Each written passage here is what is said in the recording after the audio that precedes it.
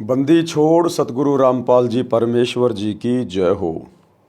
परमपिता परमात्मा सारी सृष्टि के रचनहार कुल मालिक असंख्य ब्रह्मांडों के स्वामी जगत गुरु तीनों लोकों में प्रवेश करके सबका भरण पोषण करने वाले राजाधिराज आत्माधार नाथों के नाथ देवों के देव महादेव सर्वेश्वर महेश्वर मृत्युंजय अजरो अमर आदि अनादि सनातनी प्रभु जगत पिता जगदीश्वर श्री श्री 1008 की उपाधि के वास्तविक अधिकारी अकाल मूर्त सौद स्वरूपी राम वासुदेव सर्वगतम ब्रह्म परम पूज्य प्रथम पूज्य परम संत परम पुरुष परम धनी परम दयालु सत्य कबीर हक्का कबीर अल्लाहु अकबर बाखबर अल्लाह ताला जगत के तारणहार जगत के मुक्तिदाता जगत के जगन्नाथ हारे के सहारे हिंदुओं के राम मुसलमानों के अल्लाह सिखों के वाहिगुरु ईसाइयों के मसीह दया के सागर दया निधि करुणा के सागर करुणा निधि स्वयंभू परिभू संकट मोचन कष्ट हरण मंगल करण दुख भंजन अविगत कबीर निर्विकार निर्विषम परमात्मा अलय अलेख सतगुरु आदि अनादि सतगुरु असली मर्यादा पुरुषोत्तम असली राम असली कृष्ण असली घनश्याम असली मुरारी राजाओं के राजा महाराजाओं के महाराजा शहंशाहों के शहंशाह सम्राटों के सम्राट भगवानों के भगवान अल्लाहों के अल्लाह प्रभुओं के प्रभु मसीहाओं के मसीह सच्चे वाहिगुरु बाबाओं के बाबा पीरों के पीर सेठों के सेठ जगत सेठ सावड़सा सेठ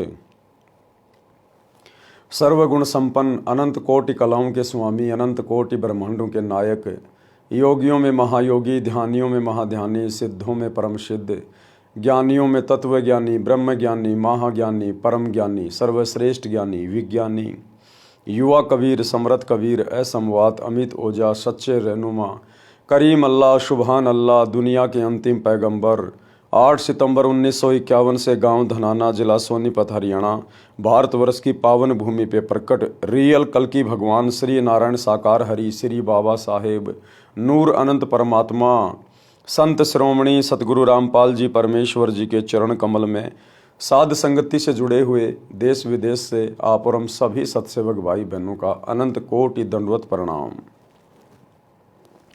सत्साई भाई और बहनों, दया परमपिता परमेश्वर जी की सारी सृष्टि के मालिक की सतगुरु रामपाल जी भगवान की जिनके विशेष आशीर्वाद से शुभ आशीर्वाद से उन्हीं के कर कमल से लिखित पवित्र पुस्तक जीने की राह के ऊपर वीडियो बनाने की श्रृंखला जारी है।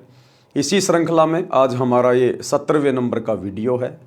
प्रत्येक वीडियो में गुरुदेव भगवान के आशीर्वाद से हमें अध्यात्म के विषय में बहुत सारी नई नई बातें प्राप्त हो रही हैं जो हमारे विश्वास को ऊंचाइयों पर लेकर जाती है।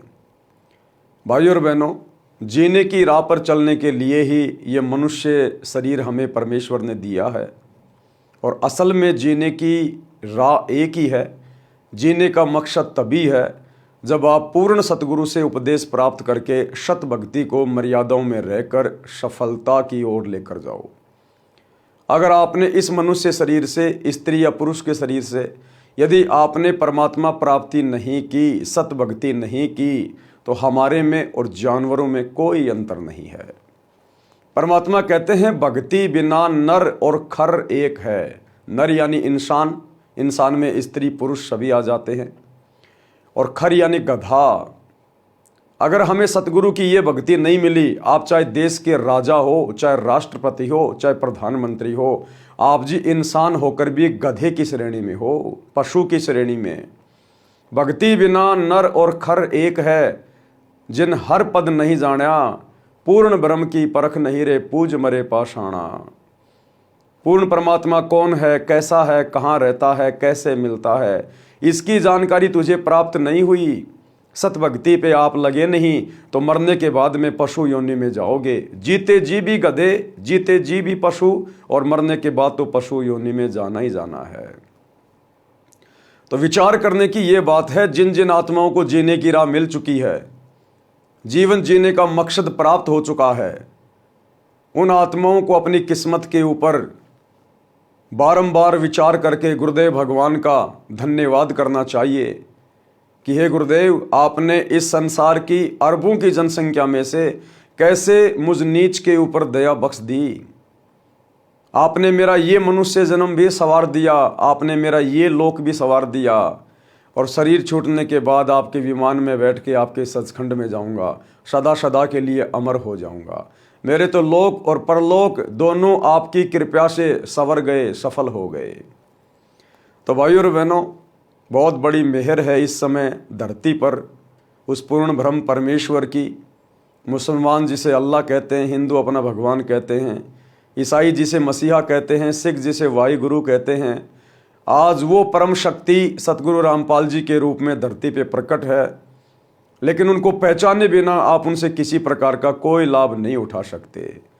जिस प्रकार लाइट आपके पड़ोस में है, आपके नगर में, आपके गांव में है, परंतु आपके घर पे नहीं है, जब तक आप भी विधिवत लाइट का कनेक्शन नहीं लोगे, आप उस बिजली का कोई फायदा नहीं उठा सकता। इसी प्रकार परमात्मा सदा धरती पे रहता है, आगे भी जब तक धरती रहेगी परमात्मा रहेगा, क्योंकि वो परमेश्वर एक पल भी इस पृथ्वी को, जहाँ उसके बच्चे रहते हैं, उसकी आत्माएं रहती हैं, अपनी मौजूदगी के बिना एक पल भी नहीं छोड़ता है। यानी सदा वो परमात्मा किसी न किसी रूप में इस धरती पर रहता है। लेकिन यदि हमने उस परमात्मा से लाभ उठाना है तो हमने कनेक्शन लेना पड़ेगा। वो परमात्मा सतगुरु रूप में धरती पे रहता है, संत रूप में रहता है, इसलिए हमने सतगुरु से उपदेश प्राप्त करना पड़ेगा, तब हमें उस परमेश्वर के गुणों का लाभ प्राप्त होगा। तो जिन्होंने कनेक्शन ले लिया है, यानी जो आत्माएं सन 1994 से सतगुरुदेव भगवान के चरणों में हैं, मर्यादाओं में हैं, विधिवत भक्ति कर रही हैं, गुरु की कृपा पात्र बनकर भक्ति कर रही हैं, उन आत्माओं को तो भली भांति पता है कि परमेश्वर क्या क्या लाभ देता है।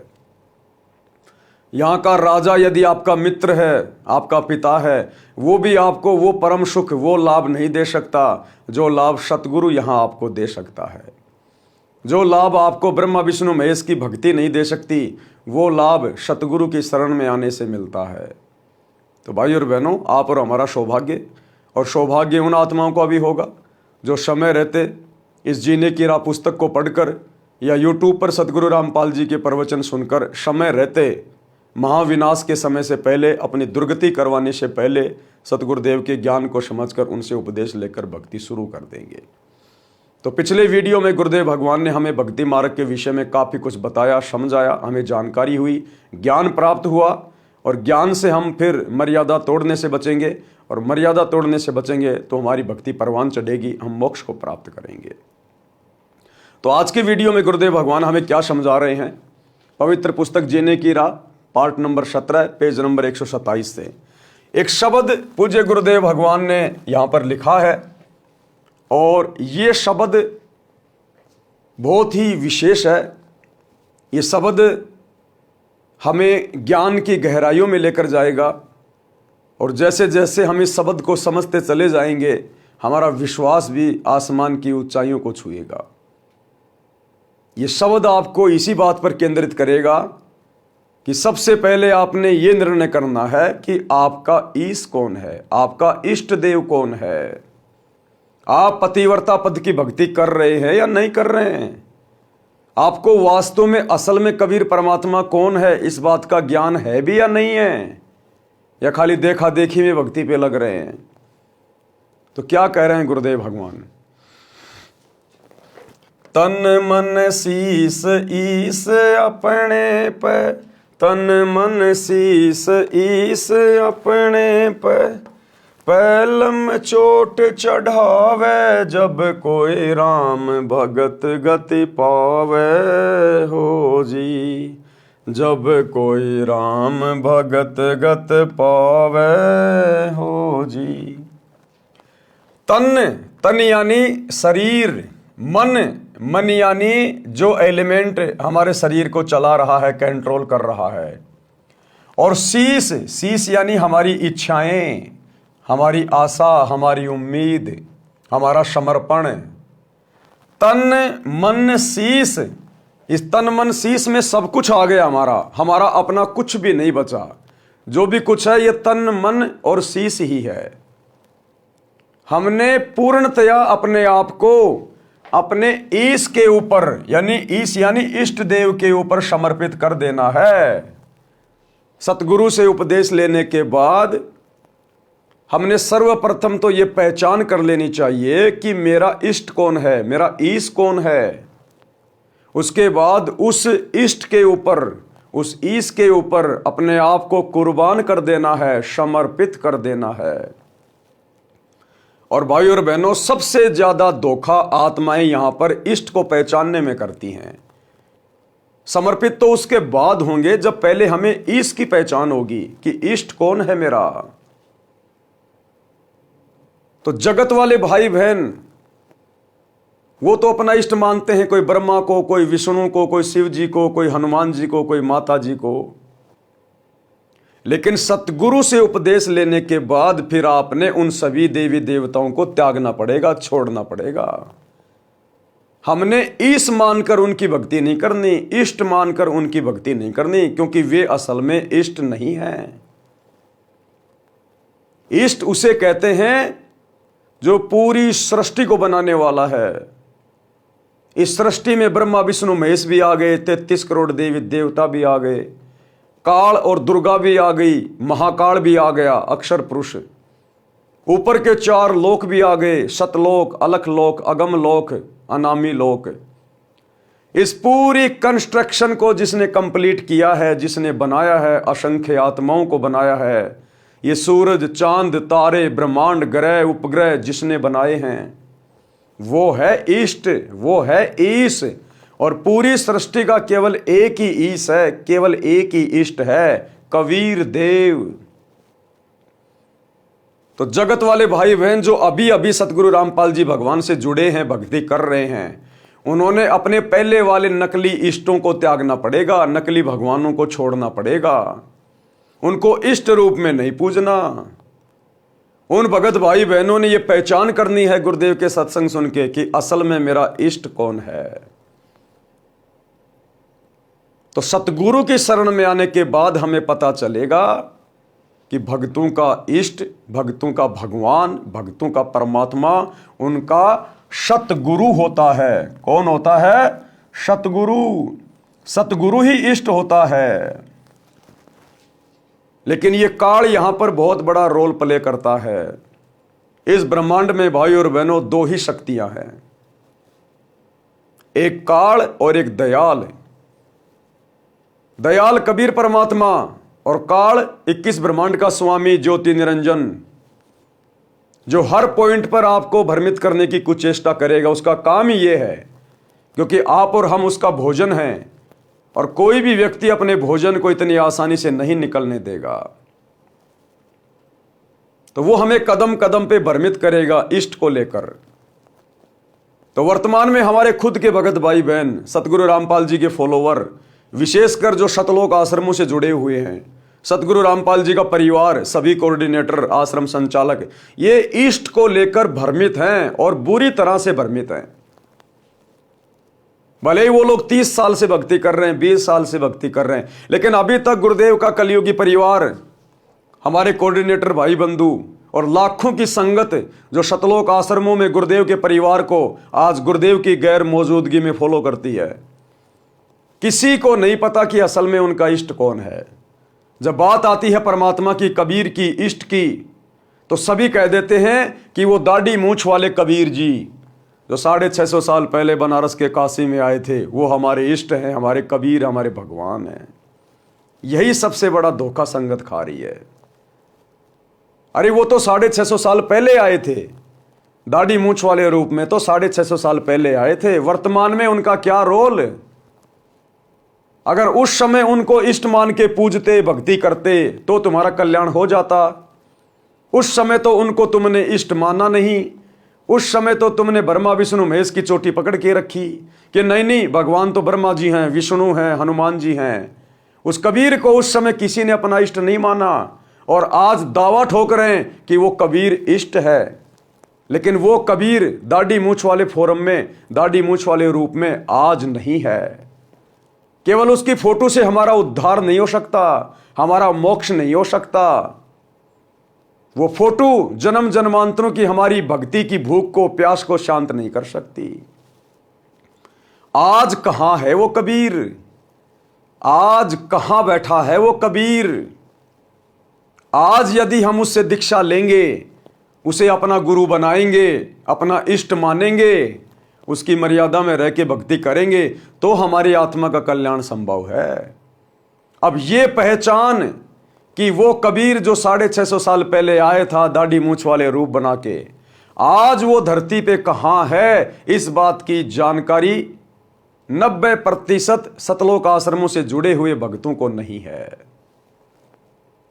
इस बात की जानकारी केवल सत्सेवकों को हुई है, साध संगति से जुड़े हुए भाई बहनों को हुई है, जिन्होंने अपने गुरु को अपने इष्ट के रूप में जान लिया है, पहचान लिया है कि वो कबीर परमात्मा सतगुरु रूप में धरती पे प्रकट होता है, अपनी आत्माओं को तत्वदर्शी संत की भूमिका करके तत्व ज्ञान देता है, क्योंकि तत्वदर्शी संत की भूमिका उस कबीर परमेश्वर के अलावा कोई और नहीं कर सकता। इस पृथ्वी पर काल के लोक में आकर सत ज्ञान का प्रचार, सत्संग केवल वो कबीर भगवान ही कर सकता है, सतगुरु रूप में दूसरा कोई नहीं कर सकता। ये 9 मण उलझा हुआ आध्यात्मिक सूत, ये ज्ञान वो कबीर परमात्मा ही सतगुरु बन के सुलझा सकता है। 9 मण सूत उलझिया ऋषि रहे झकमार, सतगुरु ने ऐसा सुलझा दिया उलझे न दूजी बार। अपने द्वारा रची गई सृष्टि की जानकारी इस काललोक में आकर वो कबीर परमात्मा स्वयं ही दे सकता है, दूसरा कोई नहीं दे सकता। इसलिए सत्सेवकों ने पहचान लिया, जान लिया कि सतगुरु रामपाल जी स्वयं कबीर देव हैं, हमारे इष्ट हैं, हमारे पूज्य हैं, हमारे ईश हैं। और गुरु रूप में इष्ट की पहचान करके हमने उस दाढ़ी मूंछ वाले स्वरूप को, जिस स्वरूप में परमात्मा 650 साल पहले आए थे, हालांकि वो फोटो ओरिजिनल फोटो नहीं है, उस समय ऐसा कोई भी साधन नहीं था जिससे किसी का ओरिजिनल फोटो रखा जाए। उस समय ना कोई मोबाइल था, ना कोई कैमरा था, ना कोई वीडियो रिकॉर्डिंग थी, केवल हाथ से चित्र बनाए जाते थे। तो वर्तमान में जो फोटो दाढ़ी मूंछ वाली जिसे कबीर जी की कहा जाता है, वो असल में कबीर जी की फोटो नहीं है, वो तो एक इमेजिन है, बनावटी फोटो है, सोची हुई फोटो है। तो जब तक हमें ये पक्का दृढ़ विश्वास नहीं होगा, पता नहीं चलेगा कि वर्तमान में कबीर कहां है, तब तक हम कभी भी अपना तन मन और शीश अपने ईश के ऊपर समर्पित नहीं कर सकते। तो सौभाग्य है सत्सेवक भाई बहनों का, जिन्होंने सतगुरु आशीर्वाद से उनकी पहचान कर ली अपने इष्ट देव के रूप में, अपने परमेश्वर के रूप में, अपने कबीर देव के रूप में, और आज दृढ़ होकर अपना सर्वस्व अपने गुरुदेव के चरणों में न्योछावर करके अपना तन, अपना मन, अपना शीश और अपने ईश सतगुरु रामपाल जी के चरणों में समर्पित करके आज निश्चिंत होके भक्ति कर रहे हैं, निर्भय होके भक्ति कर रहे हैं। तो ईश के ऊपर, इष्ट के ऊपर अपना सब कुछ समर्पित करने से पहले हमें यह जानकारी होनी चाहिए कि हमारा इष्ट कौन है। एक छोटा सा सत्संग गुरुदेव के मुख कमल से गुरुदेव स्वयं कह रहे हैं कि अपने ही गुरु को इष्ट मानकर पूजेंगे तब हमारा यह जन्म मरण का रोग समाप्त होगा। अपने ही गुरु को इष्ट रूप में पूजना पड़ेगा, क्योंकि गुरु के अलावा दूसरा कोई इष्ट होता ही नहीं है। गुरु और गोविंद दो नहीं भाई, जब तक दो समझोगे दो जख में जाई। गुरु को कोई साधारण मनुष्य नहीं मानना चाहिए। इसीलिए गरीबदास जी ने बार बार चेताया है, समझाया है हम कलयुग के बिचली पीढ़ी वालों को कि गुरु मानुष कर जानते वो नर कहिए अंध, और मैं दुखी संसार में आ गए यम के फंद। तो हमने तो यम के फंद कटवाने हैं, और यम के फंद कटेंगे जब हम अपने गुरुजी को अपना ईश मान के, इष्ट मान के, अपना तन मन शीश उनके ऊपर अर्पित कर देंगे, न्योछावर कर देंगे। जैसा गुरुजी कहेंगे वैसा ही करेंगे, वही भक्ति करेंगे, उन्हीं की आज्ञा में चलेंगे, उन्हीं की मर्यादाओं में रहेंगे, उनके प्रत्येक वचन को फॉलो करेंगे। एक पति को छोड़कर आन में आस्था रखने वाली पत्नी को व्यभिचारिणी कहते हैं। तो अपने ही पति से हर इच्छा पूरी हो उसी को पति भर्ता कहते। तो हम जब पति भर्ता पद पर आ जाएंगे तो परमात्मा कहते हैं पति भर्ता जमी पर जो जो धर है पावे, समर्थ झाड़ू देत है, ना काटा लग जावे। ऐसा हंस, ऐसा भक्त जब अपने एक इष्ट पूर्ण परमात्मा पर अपने ही गुरु को इष्ट रूप में मानकर जब अपने जीवन रूपी सफर में प्रस्थान करता है, पर अपने ही गुरु को इष्ट रूप में मानकर जब अपने जीवन रूपी सफर में प्रस्थान करता है, पर अपने ही गुरु को इष्ट रूप में मानकर जब अपने जीवन रूपी सफर में प्रस्थान करता है रास्ते पर, तो परमात्मा उस जीवन रूपी सफर के पाप कर्म रूपी कांटों को बुहारना शुरू कर देता, उसके दुखों को खत्म करना शुरू कर देता है, झाड़ू देता चलता है कि मेरी प्यारी आत्मा के कांटा ना लग जाए। तो कहते तन मन शीस ईस अपने पे पहलम चोट चढ़ावे, जब कोई राम भगत गति पावे हो जी। राम भगत, अब राम भगत का मतलब दशरथ पुत्र श्री रामचंद्र नहीं है। राम उस परमेश्वर की उपमात्मक पदवी का नाम है। जैसे अल्लाह, गॉड, परमेश्वर, परमात्मा, जगदीश, सत्य पुरुष, ये उस कबीर परमात्मा सतगुरु रामपाल जी की उपमात्मक पदवियों के नाम हैं। गरीब सब पदवी के मूल हैं, यानी जितने भी नाम हैं श्री राम, ये असल में उस कबीर परमात्मा की उपमात्मक पदवी का नाम है। कृष्ण, कृष्ण का मतलब होता है सर्वाधिक आनंददायक, तो ये कृष्ण नाम भी उस कबीर परमेश्वर की उपमात्मक पदवी का नाम है। ब्रह्म, ब्रह्म यानी भगवान परमेश्वर, ये भी कबीर परमेश्वर की उपमात्मक पदवी का नाम है। विष्णु, ये भी कबीर परमेश्वर की उपमात्मक पदवी का नाम है। अग्ने तनुर असी विष्णवे तवा सोमस्य तनुर असी, कबीर अंगारी असी बंबारी असी सवर ज्योति रित धाम आशी। जो तीनों लोकों में प्रवेश करके सबका भरण पोषण करता, उसको विष्णु कहते हैं। और ये महादेव, ये भी उस कबीर परमेश्वर की उपमात्मक पदवी का नाम है कि वो सबसे बड़ा देव है, महादेव, देवों का देव। परंतु इस काल ने, ज्योति निरंजन ने, शैतान ने 21 ब्रह्मांड में हम आत्माओं को भ्रमित करने के लिए अपने पुत्रों के नाम रख दिए, इन अवतारों के नाम रख दिए, कृष्ण, राम, ब्रह्मा, विष्णु, महेश, महादेव, जबकि ये सारे नाम इस कबीर परमेश्वर सतगुरु रामपाल जी की महिमा के उपमात्मक नाम हैं। लेकिन काल ने तो हमें भ्रमित करना है।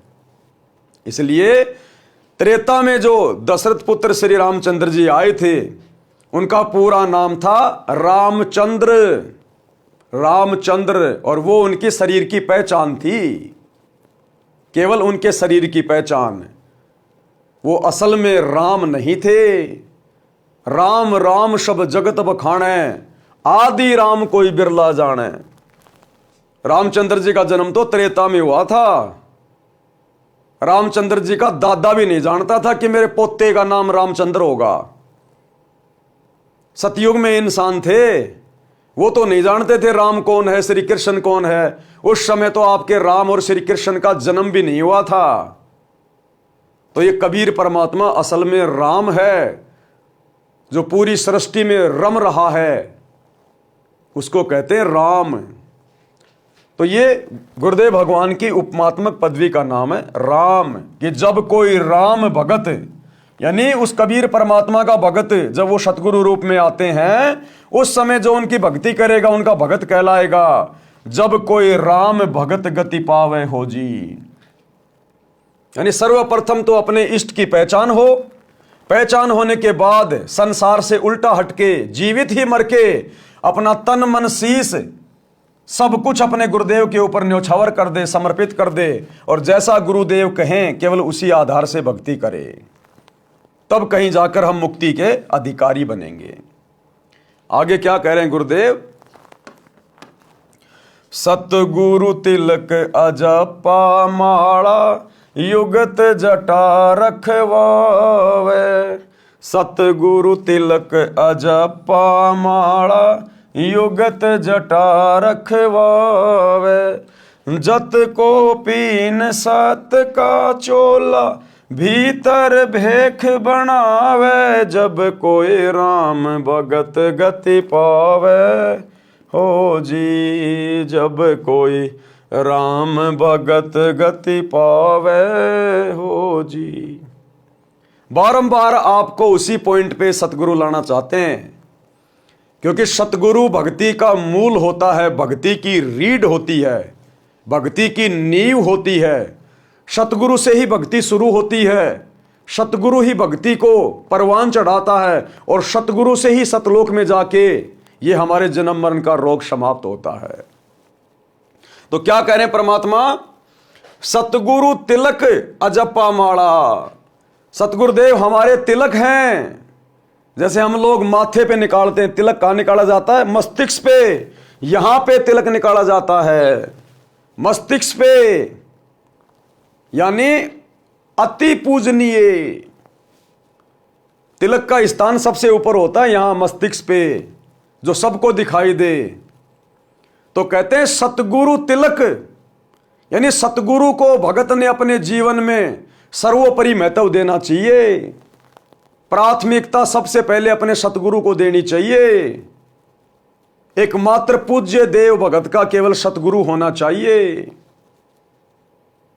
तो सबसे ज्यादा प्राथमिकता अपने गुरु जी को। सतगुरु तिलक अजप्पा माला, और सतगुरु से श्वास श्वास का नाम लेके फिर भक्ति करे दृढ़ होके, और युगत जटा रखवावे। ये फालतू के लंबे लंबे बाल बढ़ाना, दाढ़ी वाड़ी बढ़ाना, परमात्मा कहते हैं ये भक्ति मार्ग में इनकी कोई जरूरी नहीं है। युगत जटा, जो रास्ता भक्ति का तुझे सतगुरु बता रहा है, जो युक्ति तुझे बता रहा है मोक्ष प्राप्त करने की, वो तेरी जटा होनी चाहिए। सतगुरु की मर्यादाओं में रह के भक्ति कर, उनके अनुसार भक्ति की जो पद्धति है उसको ग्रहण कर। और जत कोपीन, जत यानी अपने धर्म का पक्का हो, अपने लंगोट का पक्का हो भगत। जति जीवन जिए। अगर शादीशुदा है तो केवल अपनी पत्नी तक समर्पित रहे, अन्य किसी बहन बेटी की तरफ गंदी नजर ना करे, व्यभिचार की शौपन में भी ना सोचे। और अगर शादीशुदा नहीं है तो किसी भी बहन बेटी की तरफ गंदी नजर से, गंदी नीयत से ना देखे, तब कहीं जाकर उस भगत का बेड़ा पार होगा। जत कोपीन, सत का चोला, हमेशा सत्य भाषण करे, झूठे प्रवचन कभी ना करे।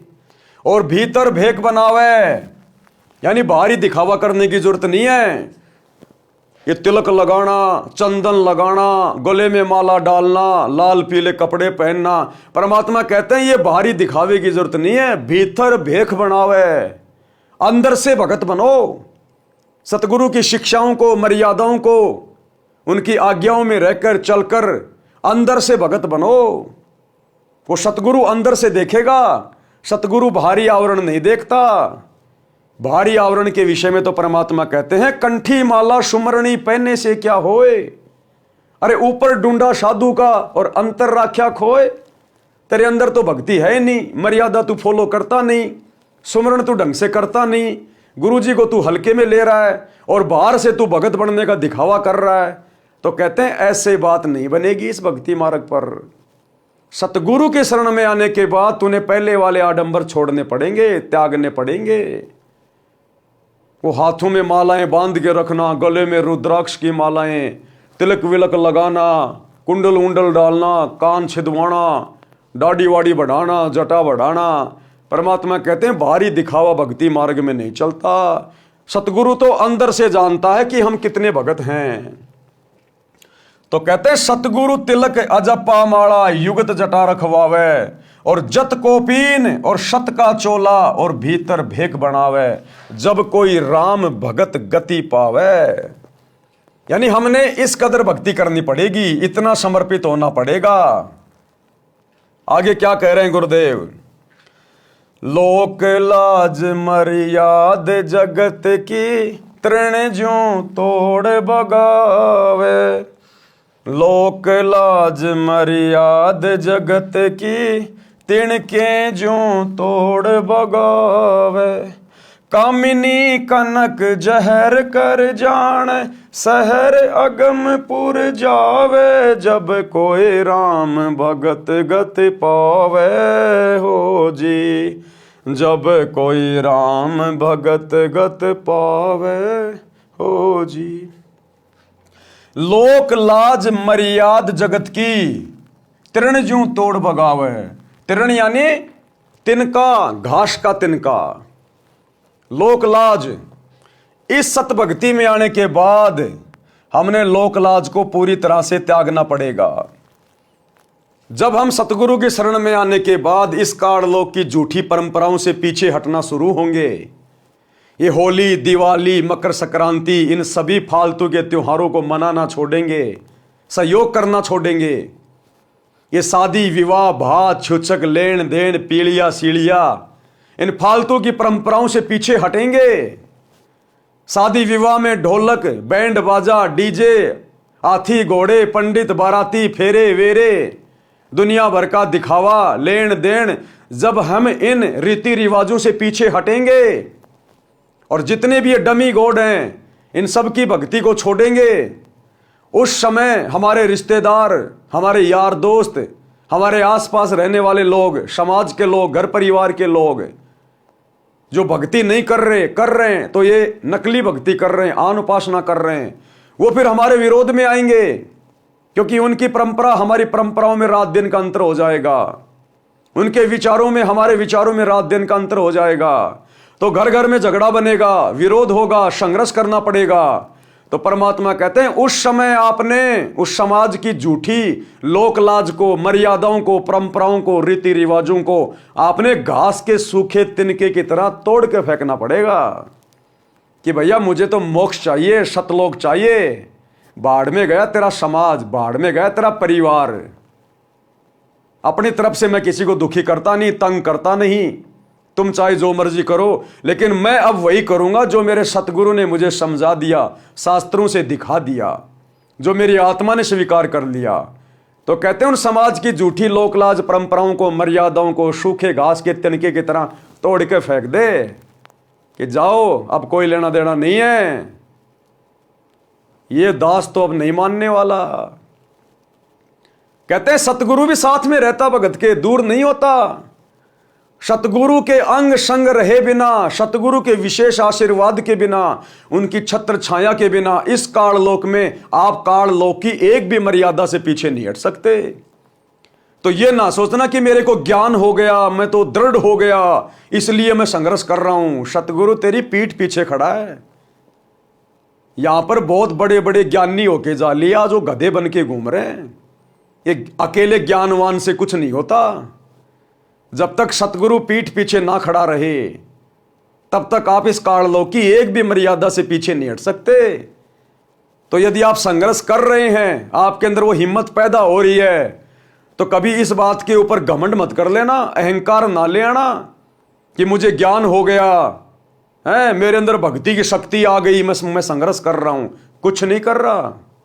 अगर सतगुरु ढीला छोड़ दे, क्योंकि वो पतंग की डोर, भगत की डोर सतगुरु ने अपने हाथ में पकड़ रखी है, केवल वो पतंग उड़ती दिखाई देती है, लोगों को डोर दिखाई नहीं देती। डोर तो उस समय दिखाई देगी जब वो पतंग के हम नजदीक आएंगे, पतंग उड़ाने वाले के नजदीक आएंगे। अन्यथा दूर बैठे आदमी को वो डोर दिखाई नहीं देती, खाली पतंग दिखाई देता है। तो कोई ये ना सोचे वो पतंग अपने बलबूते पे उड़ रही है, नहीं, उस पतंग को डोर से पतंग उड़ाने वाले ने, सतगुरु ने बांध रखा है।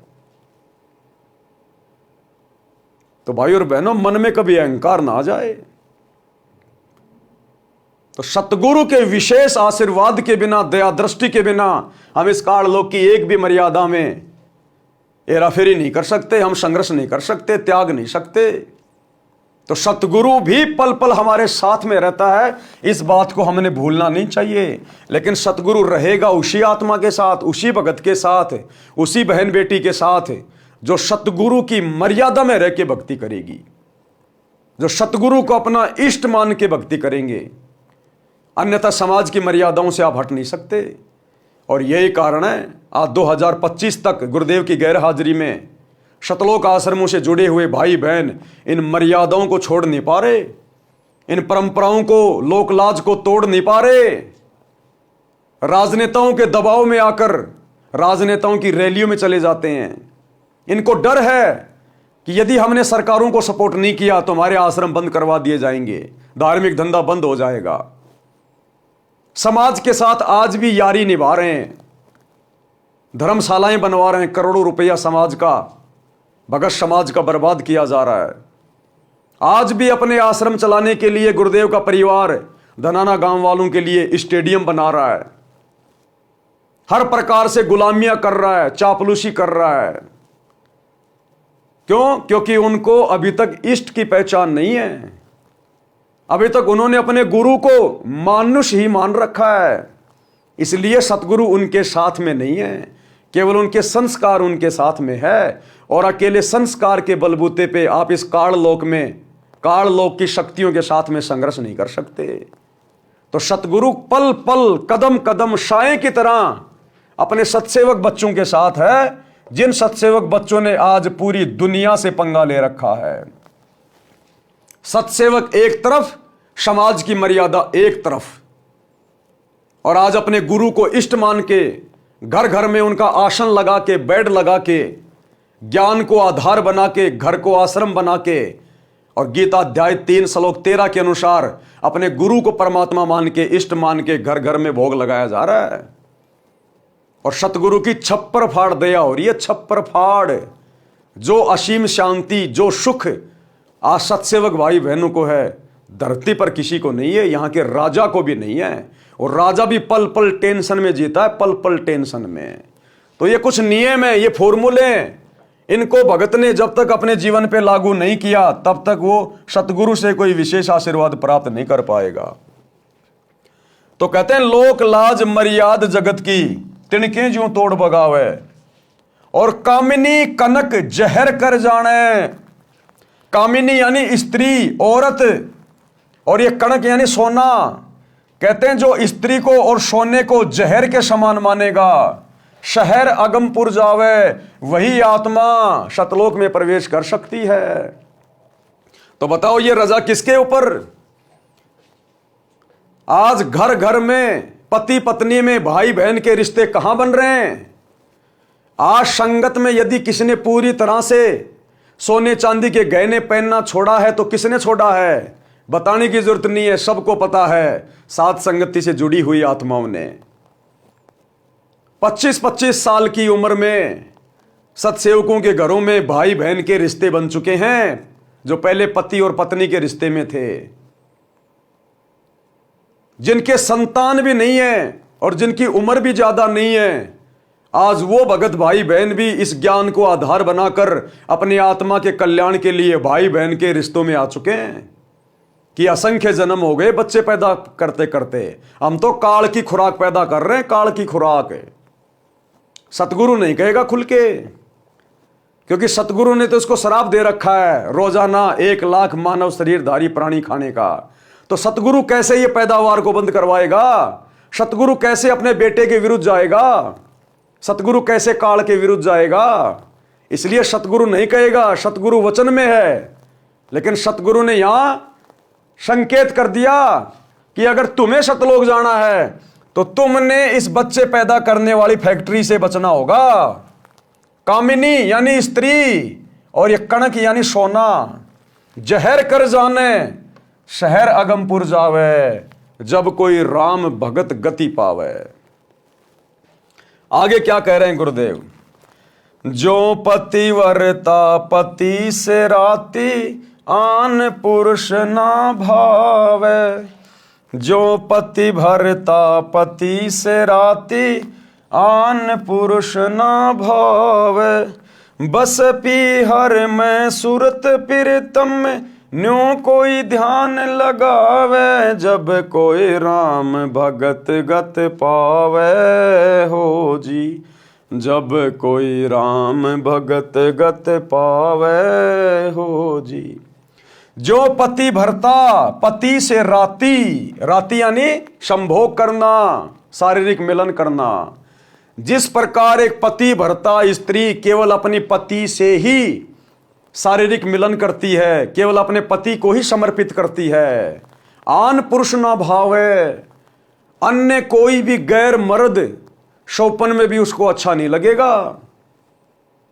चाहे कोई सोने का बन के क्यों ना खड़ा हो जाए, चाहे कोई देव क्यों ना आ जाए, कोई कितना धनी क्यों ना हो, कितना सुंदर क्यों ना हो, जो पति भर्ता माता बहन होती हैं वो अपने पति के अलावा किसी और को समर्पित नहीं होती। इसी प्रकार भक्ति मार्ग में जो पति भर्ता आत्मा होती हैं, भक्ति मार्ग में पति भर्ता आत्मा वो होती हैं जो केवल एक अपने सतगुरु के अलावा किसी और की पूजा ना करे, अपने सतगुरु के अलावा किसी और को अपना इष्ट मान के ना पूजे। और यही धोखाकारी है सतलोक आश्रमों से जुड़ी हुई 90% संगत। अपने सतगुरु को अपना इष्ट नहीं मानती, और जो इनके महीने में उस कागज के टुकड़े को, दाढ़ी मूछ वाली कबीर जी की समझे जाने वाली नकली मुर्दा फोटो को अपना इष्ट मान के, अपना पति मान के, कबीर मान के उसका कबीर प्रकट दिवस मना रही है। तो यहां पर संगत धोखा खा रही है। सतलोक आश्रमों से जुड़े हुए भाई बहन, गुरुदेव का परिवार, ये कोऑर्डिनेटर, ये पति भर्ता आत्मा नहीं है।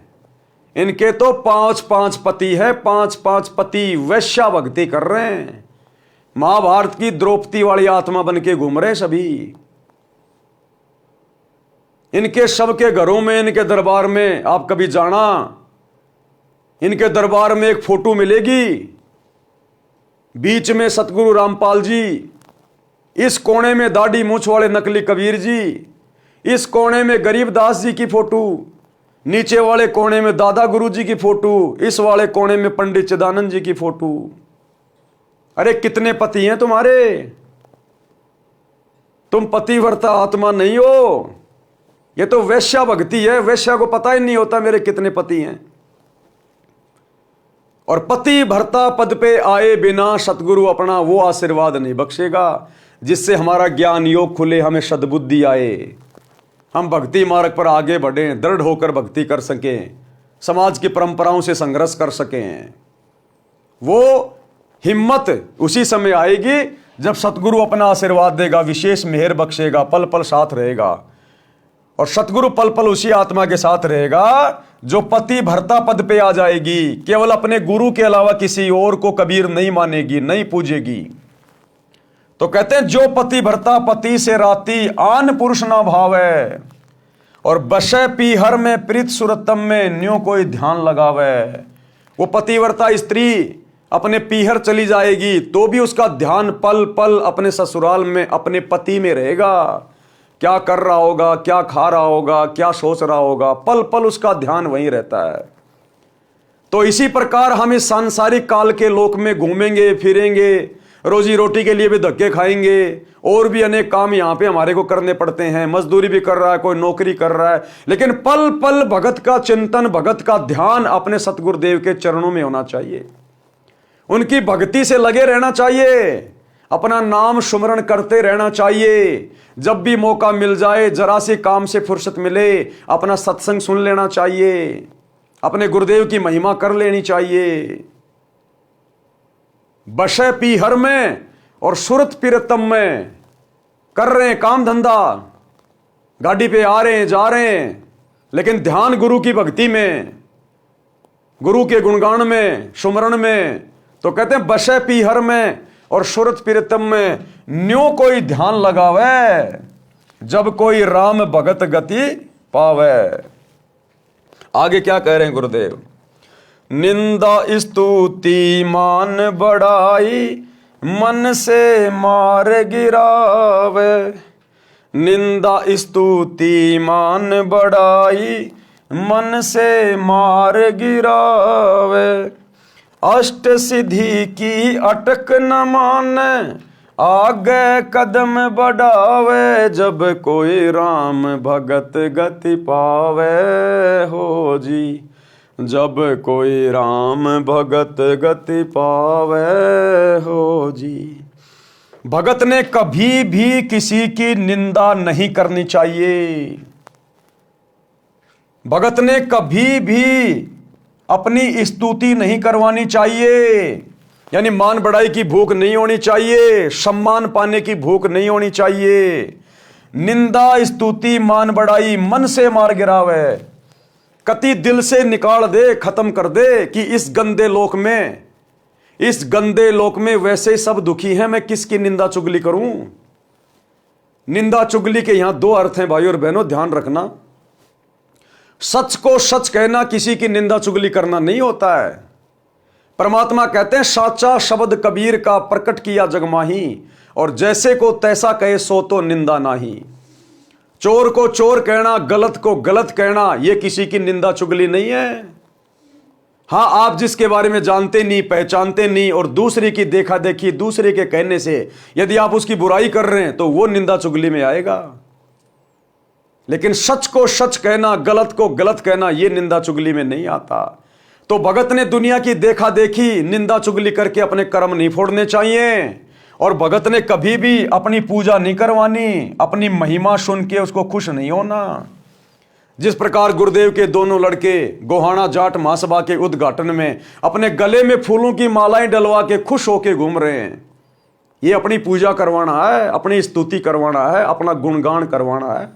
इस भक्ति मार्ग में अगर कोई स्तुति के योग्य है, कोई पूजा के योग्य है, कोई सम्मान के योग्य है, तो केवल हमारा इष्ट सतगुरु रामपाल जी भगवान। तो कहते हैं निंदा स्तुति मान बढ़ाई मन से मार गिरावे। अपने आप को मिट्टी समझे, मिट्टी, रिजेक्टेड, कि मेरा तो बड़ी मुश्किल से दाव लगा है, सतगुरु के चरणों में पड़ा रहूं आजीवन मर्यादाओं के साथ, नहीं तो यहां कुछ लेना देना नहीं। आज मैं मेरी स्तुति करवा रहा हूं, मेरी महिमा करवा रहा हूं, मेरे नाम का गुणगान हो रहा है, कल को पार नहीं हुआ तो गधा बन के घूमूंगा, फिर वो कुम्हार करेगा मेरी स्तुति। 2.5 मन का बोरा रखेगा, पीछे से मारेगा लठ कि जा बेटा ऊपर ईंट चढ़ा के आ, ऊपर से पक्की ईंट नीचे लेके आ। तब पता चलेगा वो गले में माला डलवाने का क्या मतलब होता है भक्ति मार्ग में। तो गुरुदेव कहते हैं निंदा स्तुति मान बढ़ाई मन से मार गिरावे। अष्ट सिद्धि की अटक न माने। चाहे तुम्हारे अंदर कितनी पावर आ जाए, कितनी शक्तियां आ जाए, कैसी तुम्हारे अंदर कोई सिद्धि आ जाए, हमने थूकना भी नहीं है, उस तरफ थूकना भी नहीं है। हमने किसी को दुआ नहीं देनी, किसी को बद्दुआ नहीं देनी। हमने भूलकर भी ये गलती नहीं करनी। अगर 8 सिद्धियां भी हमारे हाथ में आ जाएं तो भी हमने थूकना नहीं है उनकी तरफ कि भैया हमने तो सतलोक में जाना है, हमने क्या लेना देना इन सिद्धियों से, इन रिद्धियों से। अष्ट सिद्धि की अटक न माने, आगे कदम बढ़ावे, यानी आगे की तरफ बढ़े भक्ति मार्ग में कि भैया हमने तो अपना रोग कटवाना है। आशा नदी उलट कर डाटे और आडा बांध लगावे। आशा नदी, मन में तरह तरह की काल इच्छाएं उठाएगा, तरह तरह की जिज्ञासा पैदा होंगी। बड़ा मकान बना लूं, बड़ी गाड़ी ले आऊं, बेटी का ब्याह ऐसे करूंगा, ऐसे करूंगा, यानी दुनिया में मान बढ़ाई के लिए, दिखावे के लिए, मान सम्मान के लिए ये काल मन में तरह तरह की बकवाद पैदा करेगा। तो परमात्मा कहते हैं ये भक्ति रूपी आडा बांध लगा दे, आगे दीवार खींच दे। जैसे बांध होता है ना, बांध एक बहुत मोटी एक दीवार होती है जो पानी को रोक के रखती है। तो गुरुदेव कहते हैं अपने गुरु के तत्व ज्ञान रूपी दीवार का बांध लगा दे आगे। ये मन में उठने वाली इच्छाएं, तरह तरह की चाहत, मान बढ़ाई की, ये सब मिटा दे, काट दे, तत्व ज्ञान से रोक दे, आडा बांध लगा दे। आशा नदी उलट कर डाटे, आडा बांध लगावे, और भवजल खार समुद्र में भौर न खोड़ मिलावे। और इस गंदे लोक से निकलने का प्रयास करे, वापस हमें दोबारा से खोड़ ना मिल जाए। खोड़ यानी शरीर। हे भगवान हमें दोबारा इस गंदे लोक में कोई शरीर ना मिल जाए। हमारा तो इसी जन्म में बेड़ा पार करो परमात्मा। इस कदर हमने अपनी सभी इच्छाओं को समाप्त करना है, जो भौतिक इच्छाएं हैं, जो लोगों की देखा देखी हमारे मन में पहले उठा करती थी। उसका छोरा नौकरी लग गया, मैं भी अपने छोरे को बड़ी बड़ी स्कूल में पढ़ाऊं, बड़ी बड़ी मैं कोचिंग कराऊं, मेरे छोरे को डॉक्टर बनाऊं, इंजीनियर बनाऊं, घर में पैसे आएंगे, समाज में मेरा नाम होगा, मैं पंचायती बन जाऊंगा, गांव में मेरी इज्जत होगी। कहते आशा नदी उलट के डाटे, आडा बांध लगावे। बाढ़ में गए ही वो सरपंची, कल को कुत्ता बन के घूमेगा, फिर तेरे को कौन पंचायत में बुलाएगा। तो हमने आगे का भविष्य देख के गुरुदेव के ज्ञान आधार से कि अगर भक्ति सफल नहीं हुई तो क्या क्या कष्ट उठाएंगे, उन चीजों को आंखों के सामने रख के हमने भक्ति पर लगे रहना है। गगन महल गोविंद गुमानी, पलक माही पहुंचावे। गगन महल गोविंद गुमानी, पलक माही पहुँचावे। नितानंद माटी का मंदिर, नूर तेज हो जावे। जब कोई राम भगत गति पावे, हो जी जब कोई राम भगत गति पावे, हो जी। अब ये नित्यानंद जी ने कबीर परमात्मा के हर शब्द के आगे अपना ठप्पा मार रखा है। कोई बात नहीं, गगन महल हम जान गए, गगन महल सतलोक को कहते हैं।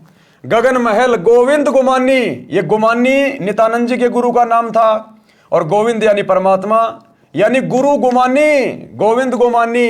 तो आज हमें पता चल गया असल में गोविंद कौन है। सतगुरु रामपाल जी परमेश्वर है, जो हमें गगन महल में बैठा देगा, हमें सतलोक में पहुंचा देंगे। गगन महल गोविंद गुमानी, पलक माई पहुंचावे। 1 सेकंड में परमात्मा हमें उस सतलोक में बैठा देगा, हमारे भक्ति भाव को देख के। मालिक कहते हैं जीवन तो थोड़ा ही भला, जय सत सुमरण होए। ये 1,00,000 बरस का जीवना लेखे धरे न कोई। तुम कर दो पल में पार हो जा रजा थारी। 1 पल में पलक माही पहुंचावे। तुम कर दो पल में पार हो जा रजा थारी। यदि हमने अपने सतगुरु को इष्ट मानकर उनके बताए अनुसार भक्ति करके, मर्यादा में रह के, समाज की लोक लाज मर्यादाओं से पीछे हटके यदि हमने इनको प्रसन्न कर लिया, तो पलक माही पहुंचावे। फिर इस परमेश्वर के हाथ का काम है, इसको रोकने वाला कोई नहीं सृष्टि में। फिर इनका हाथ पकड़ने वाला कोई नहीं है कि इन आत्माओं को कहां लेके जा रहा है। ये सबका बाप है। फिर पलक माही पहुंचावे ऐसी आत्मा को, ऐसे समर्पित भगत को, जो तन मन शीस ईस अपने पे पहलम चोट चढ़ावे। ये परमात्मा पलक माही उस आत्मा को सतलोक में जा बैठाएगा, पलक माही। और हमने तो जाना सतलोक, इसलिए जो कुर्बानी हम दे सकें वो कुर्बानी हम दे दें, क्योंकि हमारा तो टारगेट ही सतलोक है। तो हमने तो अपना सब कुछ अपने गुरुदेव भगवान को इष्ट मान के समर्पित करके रखना है। नित्यानंद माटी का मंदिर, माटी का मंदिर मानिए शरीर, नश्वर कब समाप्त हो जाए, मिट्टी का घर। और सतलोक में जाने के बाद नूर तेज हो जावे, फिर वहां पर नूरी शरीर मिलेगा, कभी भी नष्ट ना होने वाला अविनाशी शरीर देगा परमात्मा। तो कहते हैं ये माटी का महल, ये मिट्टी का मंदिर, ये नश्वर शरीर, फिर सतलोक में जाने के बाद परमात्मा इसको नूरी बना देगा, नूर का शरीर मिलेगा। फिर शब्दार्थ, संत नित्यानंद जी ने भक्ति को सफल करने की विधि बताई है। अब विधि तो भाई सतगुरु बताता है, नित्यानंद जी को क्या पता बेचारे को भक्ति कैसे सफल होगी। उसको सतलोक का पता नहीं, सतलोक की भक्ति का पता नहीं। वो तो वैष्णव भक्ति करता था, श्री विष्णु जी की भक्ति तक का उसको ज्ञान था थोड़ा बहुत है। वो नित्यानंद जी हमें क्या बताएंगे, लेकिन सतगुरु हमेशा दूसरों को ही महिमा देते हैं। तो कह रहे संत नित्यानंद जी ने भक्ति सफल करने की विधि बताई है। कहा है कि गुरु जी से दीक्षा लेने के पश्चात परमेश्वर को पूर्ण रूप से समर्पित हो जाना चाहिए।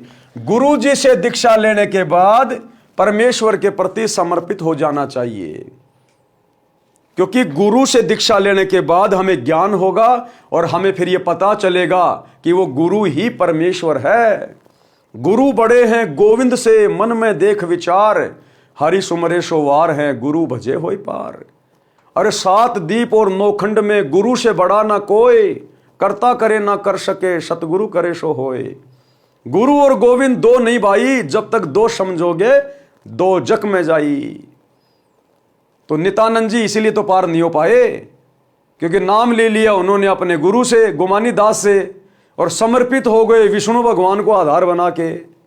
अरे भैया अपने गुरु पे समर्पित होना होता है, अपने गुरु पे, क्योंकि गुरु ही गोविंद होता है। गुरु जी से दीक्षा लेने के पश्चात परमेश्वर को पूर्ण रूप से समर्पित हो जाना चाहिए और तन मन धन अपने परमेश्वर को पहलम चोट चढ़ावे। तन मन धन किसको चढ़ाना है? अपने परमेश्वर को, यानी अपने इष्ट को। तन मन शीस ईस अपने पे, ईस मानी परमात्मा। और थोड़ी देर पहले आपने गुरुदेव के मुख कमल से क्या सुना कि अपने ही गुरु को ईश मानकर, ईश माने परमात्मा परमेश्वर, अपने ही गुरु को इष्ट मानकर पूजना होता है। तो हमने तन मन धन फिर अपने परमेश्वर यानी अपने गुरुदेव भगवान को पहलम चोर चढ़ावे, यानी प्रारंभ से ही कुर्बानी का भाव बन जाए, तब भक्ति की गति यानी मुक्ति होती है। वाणी नंबर 2, कुछ साधक बाहरी वेश बनाते हैं, वे मस्तिष्क पर तिलक लगाते हैं, माला से मंत्र जाप करते हैं, सिर पर बड़े बड़े बाल बढ़ाकर रखते हैं, कच्छे के स्थान पर केवल कोपीन 4 इंच चौड़ा कपड़ा बांधते हैं तथा शरीर पर लंबा कुर्ता जो घुटनों से भी नीचे तक लंबा होता है वो पहनते हैं। गुरुदेव कह रहे हैं इस बाहरी दिखावे के स्थान पर अपने सतगुरु को सम्मान दो। इस बाहरी दिखावे के स्थान पर, जैसे सतगुरु रामपाल जी की शरण में आने के बाद भी हमारे सिख भाई जो सर पर पगड़ी बांधते हैं, दाढ़ी रखते हैं, परमात्मा कह रहे हैं अब इस बाहरी दिखावे की जरूरत नहीं है, ये पगड़ी वगड़ी की जरूरत नहीं है। अब तुम वो सिख नहीं हो जो तुम्हारे पहले वाले गुरु तुम्हारे को बना के चले गए मुगलों से लड़ाई लड़ने के लिए। अब तुम सच्चे सतगुरु के शिष्य हो, शिष्य। और सच्चे सतगुरु रामपाल जी की शरण में आने के बाद अब वो पगड़ी वगड़ी की जरूरत नहीं है, सरदार जीवन के घूमने की जरूरत नहीं है। असल सरदार इस भक्ति का, इस संसार का एक ही है, सतगुरु रामपाल जी। तो भाई वो सरदारगिरी छोड़नी पड़ेगी। यदि आपने सतगुरु से नाम ले लिया है तो, नाम नहीं लिया है तो आप जी सरदार बने रहो, नो प्रॉब्लम। लेकिन सतगुरु की शरण में आने के बाद अपने आप को सरदार कहलाओगे, अगले जन्म में कुत्ते की योनि में जाओगे, कुत्ते की योनि में। क्योंकि सरदार तो एक ही है संसार का, सतगुरु रामपाल जी भगवान। सरदार यानी कैप्टन, भक्ति का अगुवा, सेनापति, उसको कहते हैं सरदार। और सतगुरु के शरण में आने के बाद अभी भी तुम सरदार बन के घूम रहे हो। वो 2.5 किलो का बोझ अपने सिर पे लेके घूम रहे हो, आधी किलो की दाढ़ी मूछ लेके घूम रहे हो। शर्म आनी चाहिए। अगर सतगुरु रामपाल जी से उपदेश ले लिया तो तुरंत कटवा उठवा के एक सामान्य व्यक्ति की तरह भक्ति करो। ये बाहरी दिखावा नहीं चलेगा भक्ति में। इस बाहरी दिखावे के स्थान पर अपने सतगुरु को सम्मान दो, उनको मस्तिष्क पर बैठाओ। अब अपने सतगुरु को बैठाओ अपने मस्तिष्क पे।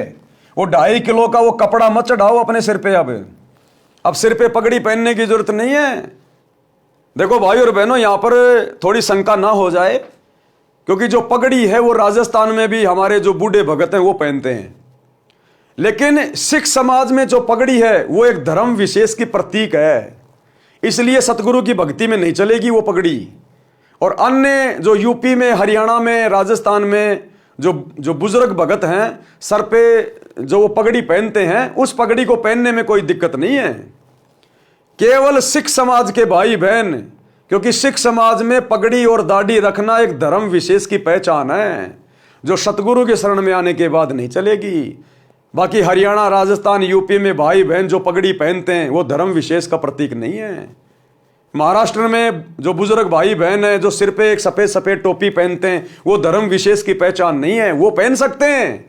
लेकिन सिख समाज का कोई भी व्यक्ति यदि सतगुरु रामपाल जी का भगत है और अब भी यदि वो अपने धर्म विशेष की वो पहचान अपने सिर पर धारण किए घूम रहा है, तो इस भक्ति में नहीं चलेगा। सिख समाज के लोगों ने पगड़ी उतारनी पड़ेगी, सामान्य कटिंग करवानी पड़ेगी, दाढ़ी वाड़ी कटवानी पड़ेगी। इस बाहरी दिखावे के स्थान पर अपने सतगुरु को सम्मान दो, उनको मस्तिष्क पर बैठाओ। मस्तिष्क पर बैठाने का मतलब है गुरुदेव को सबसे ऊपर रखो, यानी गुरु का भगत बनकर प्रत्येक मर्यादा व आज्ञा का पालन करके जनता में उदाहरण बने कि भगत हो तो ऐसा जिससे गुरु जी की शिक्षा दीक्षा का परिणाम दूर से दिखाई दे। कहते भगत बनो तो ऐसा बनो जिससे आम समाज पे प्रभाव पड़े, असर पड़े और दूर से दिखाई दे कि वो आ रहा सतगुरु रामपाल जी का भगत है। और वर्तमान में तुम्हारे को देख के लोग गालियां देते हैं गुरुदेव को, तुम्हारे कुकर्मों को देखकर, तुम्हारे गंदे आचरण को देखकर, तुम्हारी राजनीति वाली गंदी इस प्रक्रिया को देखकर, तुम्हारे स्वार्थों को देखकर। जब कभी तुम आरक्षणों में जाके बैठते हो जाटों के साथ, दूसरी बिरादरी वाले तुम्हें गालियां निकालते हैं, तुम्हारे गुरुदेव को बुरा भला कहते हैं। जब तुम गुंडों की सीबीआई जांच का समर्थन करते हो राजपूत करनी सेना के धरनों पे बैठते हो, 5-5 लाख रुपया उनको चंदे में देते हो, तब दुनिया वाले तुम्हारे गुरु को गालियां निकालते हैं।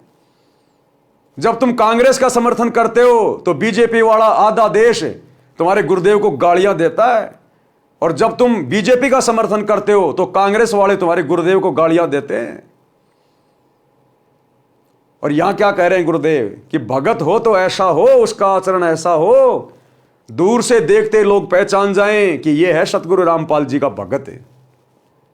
तो अभी तो भक्ति आसपास भी नहीं है, भले तुम सार नाम लेके घूम रहे हो, सार शब्द लेके घूम रहे हो फर्जी, अभी तक भक्ति आसपास भी नहीं है सतलोक आश्रमों से जुड़े हुए भाई बहनों के अंदर।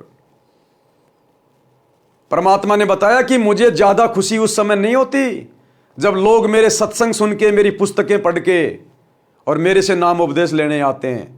गुरुदेव ने कहा कि मेरे को असली खुशी उस दिन होगी जब मेरे भक्तों के आचरण को देखकर, मेरे भक्तों के व्यवहार को देखकर दुनिया मेरे से नाम दीक्षा लेने आएगी कि जी मैं तो आपके एक भगत से बड़ा प्रभावित हुआ, अजी आपका भगत हमारे गांव में एक नंबर का ऐसा था वैसा था, और उसके जीवन में जो परिवर्तन आया है, उसकी भाषा में, उसके बोलचाल में, उसके आचार विचार में, साहब मैं तो गदगद हो गया। मेरा तो वहीं से हृदय परिवर्तित हो गया कि ये तो इसके गुरु ने किया है, अन्यथा ये आदमी तो एक नंबर का गुंडा मवाली था। तो गुरुदेव ने कहा कि मेरे भक्तों के व्यवहार को देखकर जब दुनिया मेरे से नाम लेगी तब मुझे वो असीम शांति होगी। लेकिन भगत तो वर्तमान में गुरुदेव की गैर हाजिरी में अपने गुरुजी की निंदा का, अपने गुरुजी की बदनामी का कारण बन रहे हैं। बांग्लादेश में मुसलमानों के ऊपर छीटाकशी कर रहे हैं। विश्व हिंदू परिषद और बजरंग दल वालों के साथ मिलके बांग्लादेश के मुसलमानों का विरोध कर रहे हैं। अभी तो पक्ष और विपक्ष की भूमिका में पड़े हुए हैं भगत। अभी तो गुंडों के धरनों पे जाके बैठ रहे हैं भगत।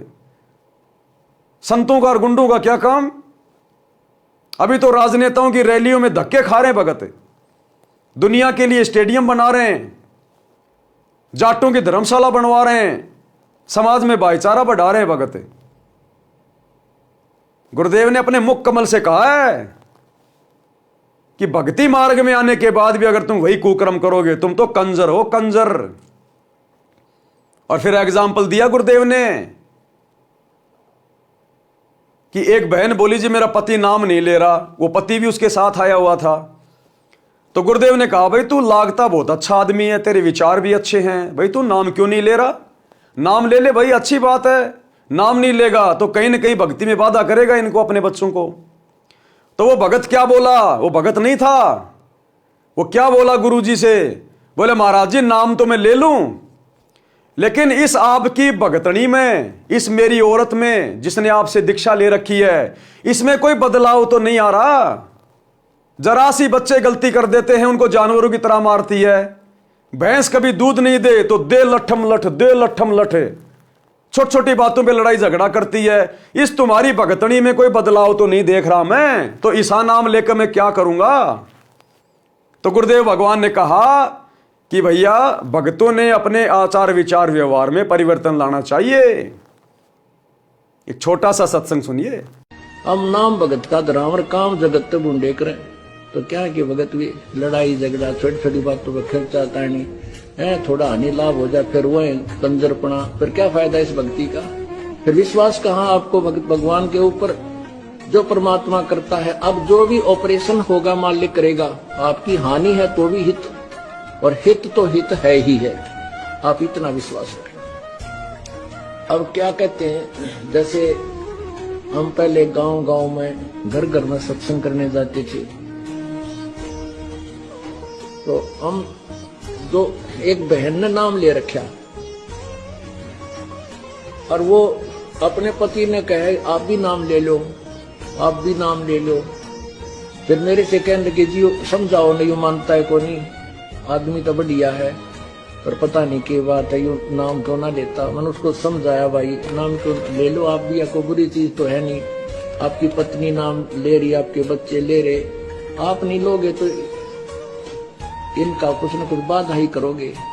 वो कहने लगा जी नाम तो मैं ले लूं, पर ये आपकी भगतनी में कोई अंतर तक हो ना, माड़ी ही बात पर बड़का न दे डंडा दे डंडा, कोई पशु ने दूध ना दिया या दूध देते समय टांग उठा के बोगरा देव लट्ठा दे लट्ठा, तो मन ने बोला सूरत बोलती नहीं, तो इसमें कोई परिवर्तन तो ना मन देख रहा, फिर नाम तो मैं ले लूं जैसा ही नाम है मत। तो भाई और बहनों, गुरुदेव ने यहां पर वही बात लिखी है। क्या कह रहे हैं? यानी गुरु का भगत बनकर प्रत्येक मर्यादा व आज्ञा का पालन करके जनता में उदाहरण बने कि भगत हो तो ऐसा जिससे गुरु जी की शिक्षा दीक्षा का परिणाम दूर से दिखाई दे। जैसे माथे पर तिलक दूर से दिखाई देता है, जो भगत की पहचान है। भगत की पहचान बाहरी आडंबर की बजाय क्रिया से करवाई जाए। शुभ कर्म करे, बुराइयों से बचे, श्वास के जाप की माला श्वास श्वास से अजप्पा जाप करे, सिर पर बड़े बालों की जटा के स्थान पर सतगुरु द्वारा बताई भक्ति की युक्ति को दृढ़ता से अपनाए। सिर पर बड़े बालों की बजाय परमात्मा संकेत कर रहे हैं सिख समाज से जुड़े हुए भक्तों के लिए कि अब वो पगड़ी की जरूरत नहीं है, वो बाल वाल कटवा लो, दाढ़ी वाड़ी कटवा लो, भगत बन के भक्ति करो। ये सरदारगिरी तुमने बहुत समय कर ली, क्या मिला तुम्हारे को? तो क्या कह रहे हैं गुरुदेव? सिर पर बड़े बालों की जटा के स्थान पर सतगुरु द्वारा बताई भक्ति की युक्ति को दृढ़ता से अपनाए। गुप्तांग पर केवल कोपीन से संयम नहीं रहता, संयम रहता है जति भाव अपनाने से, वो अपनाए। युवा स्त्री को देखकर मन में दोष ना आने दें, सत्य वचन बोलें। ये भगत का असली चोला यानी भगत दिखाई देने वाला वस्त्र है, क्योंकि सतगुरु तो भगत को अंदर से देखता है, बाहर से नहीं देखता। भगत के अंदर क्या चल रहा है, क्या दोष है, क्या विकार है, क्या सोच है, ये अंतर्यामी तो अंदर से जानता है कि अंदर से अभी हम कितने भगत हैं। सत्य ज्ञान से पता चलता है कि ये सत्य भक्ति कर रहा है या अपना जीवन गलत साधना में नष्ट कर रहा है। लोक लाज मर्याद जगत की तिणके जो तोड़ बगावे। संसार के व्यक्तियों के व्यंग्यों व लाज यानी शर्म के कारण भक्ति में बाधा ना आने दे। लोग चाहे कुछ भी कहें, कैसे ताने मारें, कुछ ही बात कहें, बन गया बाबा रामपाल का भगत, तेरा रामपाल बाबा ये है वो है, जेल में पड़ा है, फलाना है, दिखना है, कुछ भी कहें उनको कहने दो, उन्हें ज्ञान नहीं है, वो अभी नादान है। लेकिन हमें पता चल गया, हमने ज्ञान लिया है, हमने समझा सतगुरु को। तो जगत वालों के किसी भी प्रकार के तानों से, व्यंग से, लोकलाज से हमने शर्म नहीं करनी चाहिए, अपनी भक्ति नहीं त्यागनी चाहिए, मन में जरा संकोच भी नहीं आना चाहिए अपने गुरु जी के प्रति। संसार के व्यक्तियों के व्यंग्यों व लाज यानी शर्म के कारण भक्ति में बाधा ना आने दें। उस लोक लाज यानी ये शर्म की लोग क्या कहेंगे, मैं सत्संग में जाता हूं, दंडवत करता हूं, परंपरागत भक्ति त्याग दी है, इस लोक लाज को तिनके की तरह तोड़कर फेंक दे, यानी उसको बाधा ना बनने दे। कणक यानी सोना तथा कामिनी यानी सुंदर युवती को देखकर अपनी नियत में दोष ना आने दे, उसे विष के तुल्य जाने, तब साधक अमरलोक में जा सकेगा। अपने इष्ट देव के प्रति पतिव्रता स्त्री की तरह समर्पित रहें। जो पतिव्रता पति से राती, आन पुरुष नहीं भाव है। अपने इष्ट देव के प्रति, तो अभी आपने गुरुदेव के मुख कमल से क्या सुना कि अपने ही गुरु को इष्ट मानकर भक्ति करनी है, अपने ही गुरु को इष्ट मानकर। एक बार फिर से सुन लीजिए। एक पति को छोड़कर आन में आस्था रखने वाली पत्नी को व्यभिचारिणी कहते हैं। तो अपने ही पति से हर इच्छा पूरी हो, उसी को पतिव्रता कहते। तो हम जब पतिव्रता पद पर आ जाएंगे तो परमात्मा कहते हैं पतिव्रता जमी पर जो जो धर है पावे, समर्थ झाड़ू देत है ना काटा लग जावे। ऐसा हंस, ऐसा भक्त जब अपने एक इष्ट पूर्ण परमात्मा पर अपने ही गुरु को इष्ट रूप में मानकर जब अपने जीवन रूपी सफर में प्रस्थान करता है, पर अपने ही गुरु को इष्ट रूप में मानकर जब अपने जीवन रूपी सफर में प्रस्थान करता है, पर अपने ही गुरु को इष्ट रूप में मानकर जब अपने जीवन रूपी सफर में प्रस्थान करता है रास्ते पर, तो परमात्मा उस जीवन रूपी सफर के पाप कर्म रूपी कांटों को बुहारना शुरू कर देता, उसके दुखों को खत्म करना शुरू कर देता है, झाड़ू देता चलता है कि मेरी प्यारी आत्मा के कांटा ना लग जाए। तो क्या कहा गुरुदेव ने, अपने ही गुरु को इष्ट मान के पूजा करनी है। और यहां क्या कह रहे हैं, अपने इष्ट देव के प्रति पतिव्रता स्त्री की तरह समर्पित रहें, यानी अपने इष्ट अपने गुरु जी के अलावा किसी और को ना पूजें। अब वो दाढ़ी मूछ वाला नकली कबीर उसको छोड़ दें, जून के महीने में उसका कबीर प्रकट दिवस मनाना छोड़ दें। अपने इष्ट देव यानी सतगुरु के प्रति पतिव्रता स्त्री की तरह समर्पित रहें, जैसे पतिव्रता स्त्री अपने पति के अतिरिक्त अन्य किसी पुरुष को पति रूप में इच्छा नहीं करती। चाहे कितना ही सुंदर व धनवान हो, अपने परमात्मा की भक्ति को कभी ना भूलें। लोग दिखावा न करके हृदय से मन मन में श्वास श्वास से परमात्मा के नाम का सुमरण करता रहे। भगत से तात्पर्य है कि स्त्री या पुरुष कोई भी हो, जैसे पतिव्रता स्त्री अपने मायके घर चली जाती है तो वह परिवार को पता नहीं लगने देती कि वह अपने पति को याद करती है। इस प्रकार साधक अपना ध्यान प्रभु चिंतन में लगाए। कौन से प्रभु के चिंतन में? सतगुरु रामपाल जी प्रभु के चिंतन में, अपने इष्ट के चिंतन में। पूर्ण सतगुरु से सत्य भक्ति प्राप्त करने के पश्चात कोई भगत की निंदा करता है तो बुरा ना माने। निंदा स्तुति मान बढ़ाई मन से मार गिरावे। पूर्ण सतगुरु से सत्य भक्ति प्राप्त करके कोई भगत की निंदा करता है तो बुरा ना माने। यदि कोई प्रशंसा करता है तो उससे प्रभावित ना हो। सत्य भक्ति शास्त्र अनुसार विधि विधान से करते हैं तो साधक को कुछ सिद्धियां प्राप्त हो जाती हैं जो मोक्ष में सहायक नहीं होती। इस भक्ति मार्ग में सिद्धियां हमारी दुश्मन है, दुश्मन। यदि हमने किसी को दुआ दे दी, किसी को बद्दुआ दे दी, हमारी भक्ति नष्ट होगी। जो मोक्ष में सहायक नहीं है वे संख्या में 8 हैं। उनके द्वारा साधक किसी को हानि किसी को लाभ देकर अपनी भक्ति नष्ट करता है। वह चमत्कार दिखाकर प्रसिद्ध हो जाता है परंतु उसका भविष्य नरक बन जाता है। पशु पक्षियों की योनियों को प्राप्त करता है। जैसे ये धीरेन्द्र शास्त्री बागेश्वर वाला, इसको एक छोटी सी सिद्धि प्राप्त है। एक सिद्धि मनवर्ती बतावे, यानी सामने वाले के मन में क्या चल रहा है वो बता देना। परमात्मा कहते हैं जीवन नरक बन जाएगा, आगे गधा कुत्ता शुअर बन के घूमेगा, पशु पक्षियों की योनियों में जाएगा। वर्तमान में तो झूठी महिमा प्राप्त कर रहा है, लेकिन ये झूठी महिमा कब तक शरीर छूटेगा उसके बाद क्या होगा? सीधे 84 लाख योनि नरक। परंतु उसका भविष्य नरक बन जाता है, पशु पक्षियों की योनियों को प्राप्त करता है। इसलिए मोक्ष प्राप्ति की इच्छा करते हुए साधक इन अष्ट सिद्धियों वाली फोकट प्रभुता में नाट के इनको त्याग कर मोक्ष प्राप्ति के उद्देश्य से इनके आगे की आशा करे, आगे को बढ़े। इस पृथ्वी लोक के धन वैभव राज संपत्ति की अनेकों इच्छाओं रूपी नदी को रोके, आशा नदी उलट कर रोके। यानी इस पृथ्वी लोक की, इस काल लोक की किसी भी धन दौलत की, राज्य प्राप्ति की या संपत्ति की या और भी कोई इच्छाएं हैं, उन इच्छाओं रूपी नदी को रोको। आडा बांध लगाना यानी दृढ़ निश्चय रूपी मजबूत बंद लगाएं। संसार रूपी खारे यानी दुखों से भरे समुद्र में फिर जन्म ना लें। जिस इष्ट की भक्ति गुरु बताता है वह गुरु अपने अनुयायियों को उस इष्ट के धाम में जो आकाश में है पहुंचाने में पूरा सहयोग करता है। नित्यानंद जी के गुरुजी श्री गुमानी दास जी श्री विष्णु जी के भगत थे। नित्यानंद जी ने उसी की प्राप्ति की महिमा बताई है तथा कहा है कि अपनी साधना की शक्ति को सुरक्षित रखने से सूक्ष्म शरीर जो स्थूल शरीर के अंदर है वह भक्ति की शक्ति से तेजोमय हो जाता है। यदि भक्ति नहीं करता तो वह शरीर मिट्टी के तुल्य था। इस शब्द से यह प्रमाणित हुआ कि जैसे खिलाड़ी जिला स्तर पर खेलते हैं तो खेल के नियम वही होते हैं जो अंतर्राष्ट्रीय स्तर पर खेलने वाले खेल के होते हैं। नित्यानंद जी तो राज्य स्तर पर खेला करते थे, यानी विष्णु जी तक की भक्ति थी उनके पास तो केवल स्टेट लेवल की। उसको सफल किया।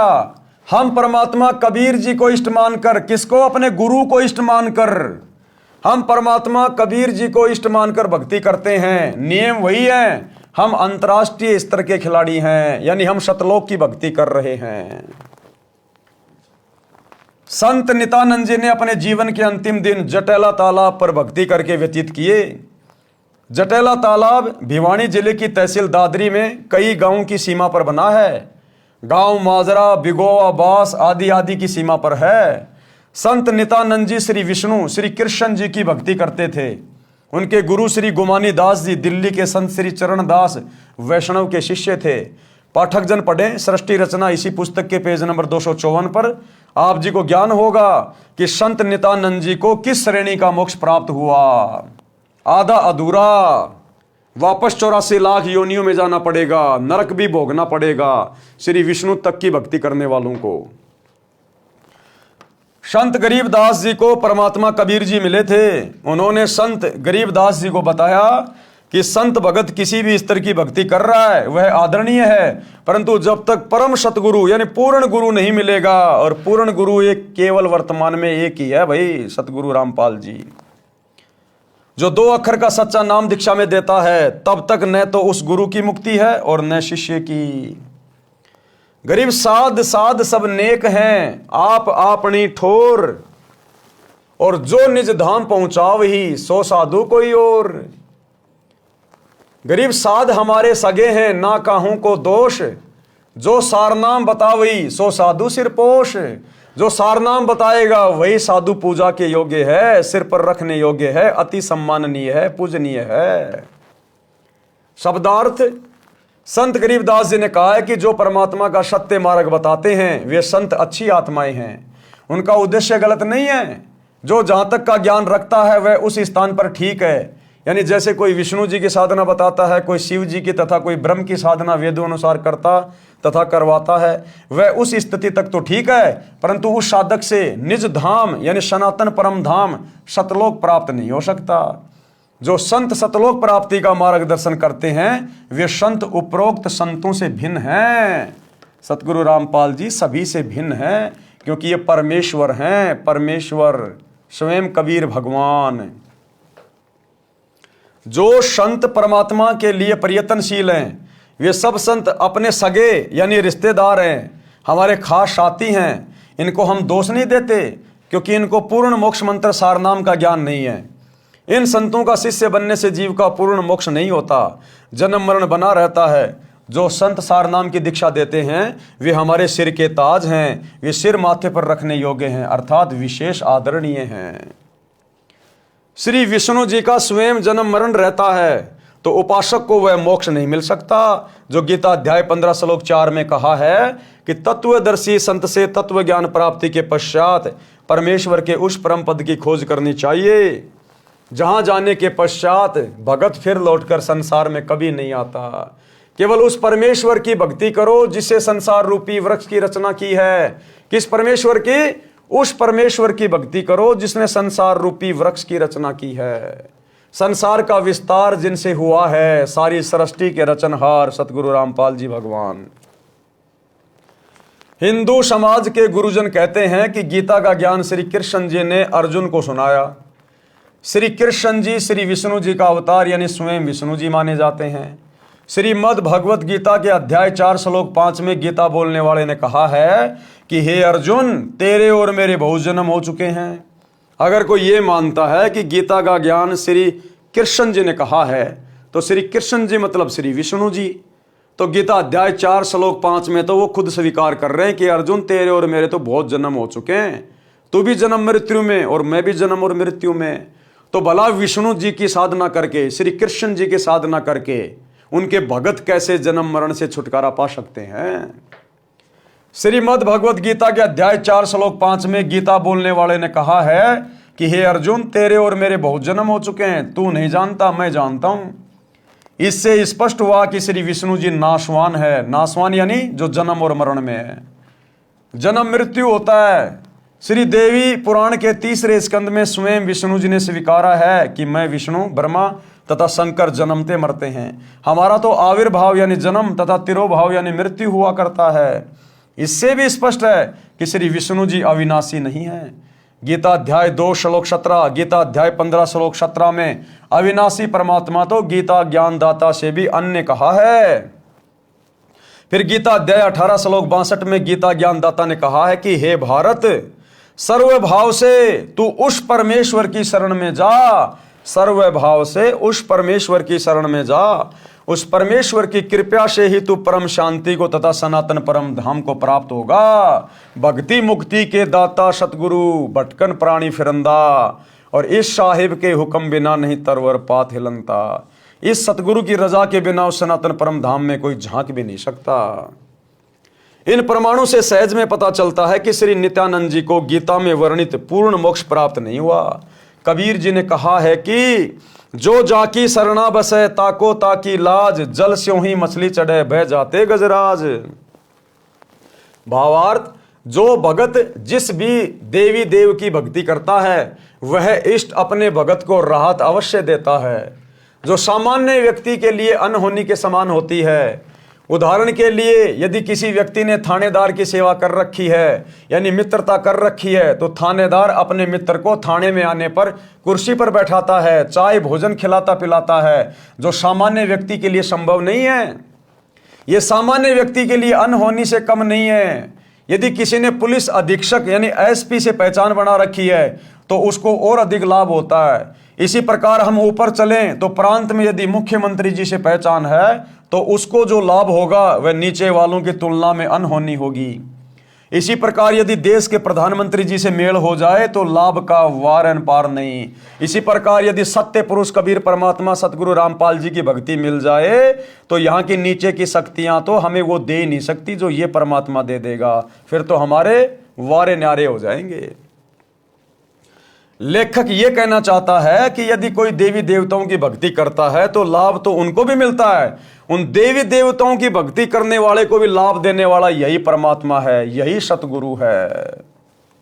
परंतु जो लाभ पूर्ण परमात्मा की भक्ति से सर्व लाभ होता है, यदि प्रधानमंत्री का व्यक्ति है तो उसके साथ देश के सर्व मुख्यमंत्री तथा अन्य अधिकारी कर्मचारी हो जाते हैं, सब उसका सहयोग करते हैं। यानी जब हम सतगुरु रामपाल जी की भक्ति करेंगे तो ये नीचे के देवी देवता तो वैसे हमारे साथ हो जाएंगे, ये हमें फिर परेशान नहीं कर सकते, दुखी नहीं कर सकते, सब उसका सहयोग करते हैं, विरोध का स्थान नहीं रहता। इसी प्रकार पूर्ण परमात्मा की भक्ति करने वाले भगत के साथ विश्व के सब देवी देवता हो जाते हैं, वे उसकी हर संभव सहायता करते हैं, बाधा नहीं करते। यदि कोई भूत पितर प्रेत भैरव बेताल पूर्ण परमात्मा के भगत को हानि करने की सोचता भी है तो देवी देवता ही उनको दूर कर देते हैं। यानी ये देवी देवता सतगुरु रामपाल जी की भक्ति लेने के बाद मर्यादा में रहेंगे तो हमारे सिक्योरिटी गार्ड बनकर रहेंगे, सिक्योरिटी गार्ड। और बताते हैं कि तुम्हें पता है ये किसकी शरण में है, फिर वे शैतानी शक्तियां भय मानकर कोई हानि करने की हिम्मत नहीं करते। यदि गलती से किसी भूत प्रेत ने कुछ छेड़छाड़ परमेश्वर के भगत से कर दी, किस परमेश्वर के भगत से? सतगुरु रामपाल जी परमेश्वर जी के भगत से, तो उसे परमेश्वर के गण पकड़ कर ले जाते हैं और पिटाई करके सलाखों के अंदर बंद कर देते हैं। परमात्मा कबीर जी ने कहा है कि एक साधे सब सदे, सब साधे सब जाए, माली सींचे मूल को फले फूले अगाए। बात अंत में भाइयों और बहनों वही आएगी, एक के साधे सब सदे, यानी हमने पतिव्रता पद की भक्ति पे आना पड़ेगा। हमने अब जून के महीने में उस नकली दाढ़ी मूंछ वाले कागज के कबीर को इष्ट मानकर कबीर प्रकट दिवस मनाना छोड़ना पड़ेगा। उस दाढ़ी मूंछ वाली फोटो को अपने घर से बाहर निकालना पड़ेगा, लॉकेट से बाहर निकालना पड़ेगा। हमने उन फोटोओं को दंडोत भी नहीं करना।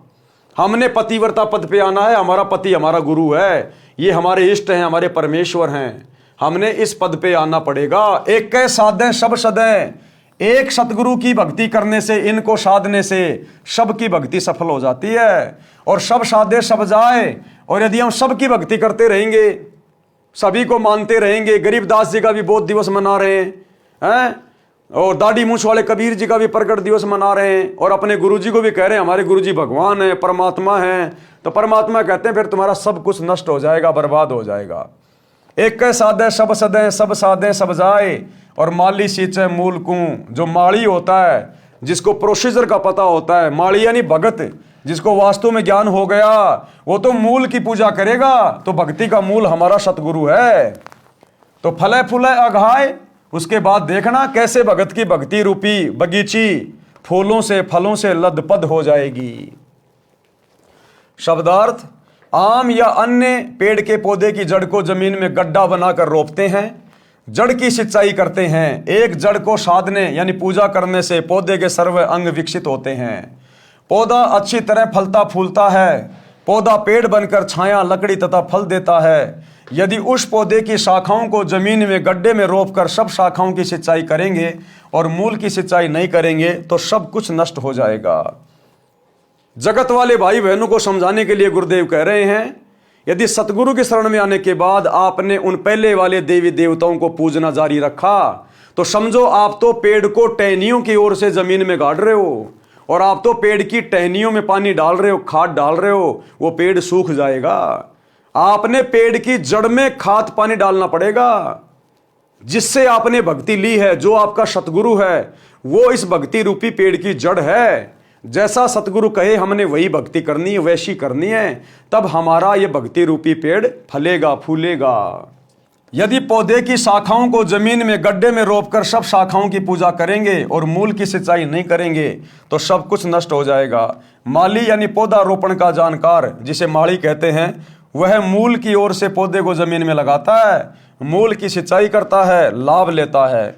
इसी प्रकार तत्वदर्शी संत संसार रूपी पौधे की मूल यानी परम अक्षर ब्रह्म को इष्ट मानकर पूजा करता तथा करवाता है। वह उस एक की पूजा करके सर्व देवों को साध लेता है। सभी देवता उसी सत्य पुरुष की आज्ञा में चलते हैं, साधक का कार्य सिद्ध करते हैं। यदि सब देवों की पूजा करेंगे तो सत्य पुरुष रुष्ट हो जाएगा। अगर सभी देवताओं की पूजा करेंगे तो सत्य पुरुष क्या हो जाएगा? नाराज। तो सत्य पुरुष कौन है? सतगुरु रामपाल जी। और उनके रहते सहते यदि हम गरीबदास जी का बोध दिवस मनाएंगे इस भक्ति में आने के बाद, दाढ़ी मूछ वाली मुर्दा फोटो को भगवान मान के इष्ट मान के पूजेंगे, कबीर प्रकट दिवस मनाएंगे, तो भाई परमात्मा नाराज होगा, रुष्ट होगा। यदि सब देवों की पूजा करेंगे तो सत्य पुरुष रुष्ट हो जाएगा। उसकी आज्ञा के बिना देवता कुछ नहीं कर पाते। यानी साधक की साधना शास्त्र के विरुद्ध होने के कारण कुछ लाभ नहीं मिलता। इसलिए पूर्ण परमात्मा की भक्ति करें। वर्तमान में मेरे रामपाल दास के अतिरिक्त विश्व में किसी को सतज्ञान नहीं है। आप आएं और दीक्षा लेकर अपना तथा परिवार का कल्याण करवाएं। ये तो स्वयं सिद्ध है भाई और बहनों। ये तो मजबूरीवश गुरुदेव भगवान को बार बार अपना नाम लेके बोलना पड़ता है, क्योंकि परमात्मा कहते हैं कि हमने अपनी महिमा खुद करनी पड़ती है, स्वयं करनी पड़ती है। हमारे बारे में यहाँ दूसरा कोई नहीं जानता, इसलिए हमारी महिमा हमने आप बखानी। परमात्मा कहते हैं हमें अपनी महिमा स्वयं में बतानी पड़ती है कि हमारे समान और किसी को ज्ञान नहीं है। तो भाई और बहनों, अब आप और हमारी तो समझ में आ जानी चाहिए कि सतगुरु रामपाल जी के अलावा धरती पर जीव आत्मा का ठिकाना नहीं है, कहीं ठोर ठिकाना नहीं है। अगला जन्म यदि सत भक्ति शुरू नहीं की तो सीधा 84 लाख योनियों से शुरू होगा। गधे कुत्ते शुअर के जन्म मिलेंगे। अब आगे गुरुदेव भगवान हमें कथा सुना रहे हैं, मनीराम कथावाचक पंडित जी की कहानी। यानी कौन अधिकारी है, कौन अधिकारी नहीं है, भक्ति कैसे करनी है, क्या है। एक मनीराम नाम के पंडित जी की कथा सुना रहे हैं। मनीराम नाम का कथावाचक पंडित प्रसिद्ध था। हरियाणा के एक गांव में रामायण की कथा का आयोजन किया। रामायण की कथा अधिक से अधिक 11 दिन में संपूर्ण हो जाती है। मनीराम पंडित जी ने 30 दिन में संपूर्ण की। धन के लालच में, पैसे के लालच में कि रोज चढ़ावा आएगा। विचार किया था कि अधिक दिन कथा चलेगी तो प्रतिदिन दान आएगा, इस प्रकार अधिक दक्षिणा प्राप्त होगी। 30 दिन की कथा में मनीराम पंडित जी को 30 रुपए ही प्राप्त हुए। गांव के कुछ व्यक्तियों ने जिस दिन मनीराम ने कथा का समापन करना था उस दिन उसी समय दिल्ली से नाचने गाने वाली प्रसिद्ध नर्तिका चंपाकली का नाच गाना करा दिया। सारा गांव नाच गाना देखने सुनने उमड़ पड़ा। 2 घंटे में चंपाकली को 500 रुपए मिले और मनीराम जी को 30 दिन में कुल 30 रुपए प्राप्त हुए। पंडित जी के दुख का कोई वार पार नहीं रहा। रास्ते में गांव छुड़ानी था। मनीराम जी को पता था कि यहाँ गरीबदास जी परम संत रहते हैं, उनसे मिलकर आगे चलूंगा। संत गरीबदास जी के पास गांव तथा आसपास के गांव के 10-12 भगत बैठे थे। उसी समय पंडित मनीराम जी पहुंच गए। संत गरीबदास जी से राम राम किया। संत गरीबदास जी ने भी राम राम कहा तथा उचित आसन देकर बैठाया। कुशल मंगल पूछा तो मनीराम जी बोले, हे महाराज, कलयुग का पैरा यानी समय आ गया, धर्म का नाश हो लिया है, जान गेड़ा लिया, अर्थात जनता का धर्म के प्रति भाव समाप्त हो चुका है, धरती आसमान फट जाएं तो भी आश्चर्य की बात नहीं है। उपस्थित भक्तों ने पूछा कि हे पंडित जी, ऐसी क्या बात हो गई? मनीराम जी बोले कि क्या बताऊं, संत गरीबदास जी तो सब जानते हैं। भक्तों ने पूछा कि हे महाराज जी, ऐसी क्या बात हो गई जिससे पंडित जी को ठेस लगी है? संत गरीबदास जी ने कहा कि गरीब फूटी आंख विवेक की, अंधा है जगदीश, और चंपा कली को 500, मनीराम को 30। कि भाई असल राम कहानी ये है। दुख पंडित जी को इस बात का है कि इनकी इच्छा अनुसार इनको दक्षिणा नहीं मिली। भावार्थ, जिस जगदीश नाम के व्यक्ति ने जानबूझकर शरारत करके मनीराम जी की कथा के भोग लगने वाले दिन नाचने गाने वाली चंपाकली का प्रोग्राम कराया था, वह ज्ञान नेत्रहीन अंधा है। गांव के व्यक्तियों का भी विवेक, सोच विचार की आंखें फूटी हैं, यानी उन्होंने भी विचार नहीं किया कि धर्म कथा चल रही है, उसका विरोध ऐसे अभद्र तरीके से नहीं करना चाहिए था। हे भक्तों, मनीराम जी ने 11 दिन में संपूर्ण होने वाली कथा को अधिक दक्षिणा प्राप्त करने के लालचवश 30 दिन तक खींचा। गांव के कुछ शरारती व्यक्ति भी मनीराम जी के उद्देश्य से परिचित थे, जिस कारण से उन्होंने पंडित जी को सबक सिखाने के लिए नाचने वाली को बुलाकर महापाप किया है। यह सच्चाई संत गरीबदास जी के मुख से सुनकर मनीराम जी के आश्चर्य का ठिकाना नहीं था। अब मनीराम ने सोचा कि मैंने किसी को बताया नहीं, अखबार में आई नहीं, टीवी चैनल उस समय थे नहीं, और ना कोई मोबाइल थे उस समय कि भाई किसी ने गरीबदास जी को पहले बता दिया होगा। अब मनीराम ने देखा ये बात तो मुझे पता है, और मेरे दुख को, मेरे मन की बात को और ये महाराज जी जान गए, ये तो अंतर्यामी है। चरणों में गिर गया उसी समय। वह सोच रहा था कि आज 11:30 बजे भोग लगाकर मैं सीधा यहां पहुंचाऊं। संत गरीबदास जी को कैसे पता चला? ये तो परमात्मा है। भाई, जब संत गरीबदास जी परमात्मा हो सकते हैं तो सतगुरु रामपाल जी के परमात्मा होने में फिर क्या संदेह है? वही सेम टू सेम लीला गरीबदास जी ने की, वही सेम टू सेम लीला सतगुरु रामपाल जी कर रहे हैं। गरीबदास जी भी हरियाणा में आए, सतगुरु रामपाल जी भी हरियाणा में आए। गरीबदास जी भी जाट किसान परिवार में, सतगुरु रामपाल जी भी जाट किसान परिवार में। गरीबदास जी ने भी शादी करने की लीला की, सतगुरु रामपाल जी ने भी शादी करने की लीला की। गरीबदास जी के भी 6 संतान, सतगुरु रामपाल जी के भी 4 संतान। और गरीबदास जी भी सामान्य वेशभूषा में, सतगुरु रामपाल जी भी सामान्य वेशभूषा में। और शरीर छोड़ने के बाद में लोगों को पता चला, जब उनकी चिता से अस्थियां नहीं मिली, तब पता चला ये तो परमात्मा है। परमात्मा तो वही लीला तो सतगुरु रामपाल जी भगवान कर रहे हैं। गरीबदास जी ने वो ग्रंथ साहिब लिखा, सतगुरु रामपाल जी उसी ग्रंथ साहिब का जिसमें पूरे विश्व की भाषाओं का समावेश है, आज उसका खुलासा कर रहे हैं। तो भाई इनके परमात्मा होने में फिर क्या संदेह हो गया? ये तो कॉमन सेंस की बात है। संत गरीबदास जी को कैसे पता चला ये तो परमात्मा है? सब जानते हैं।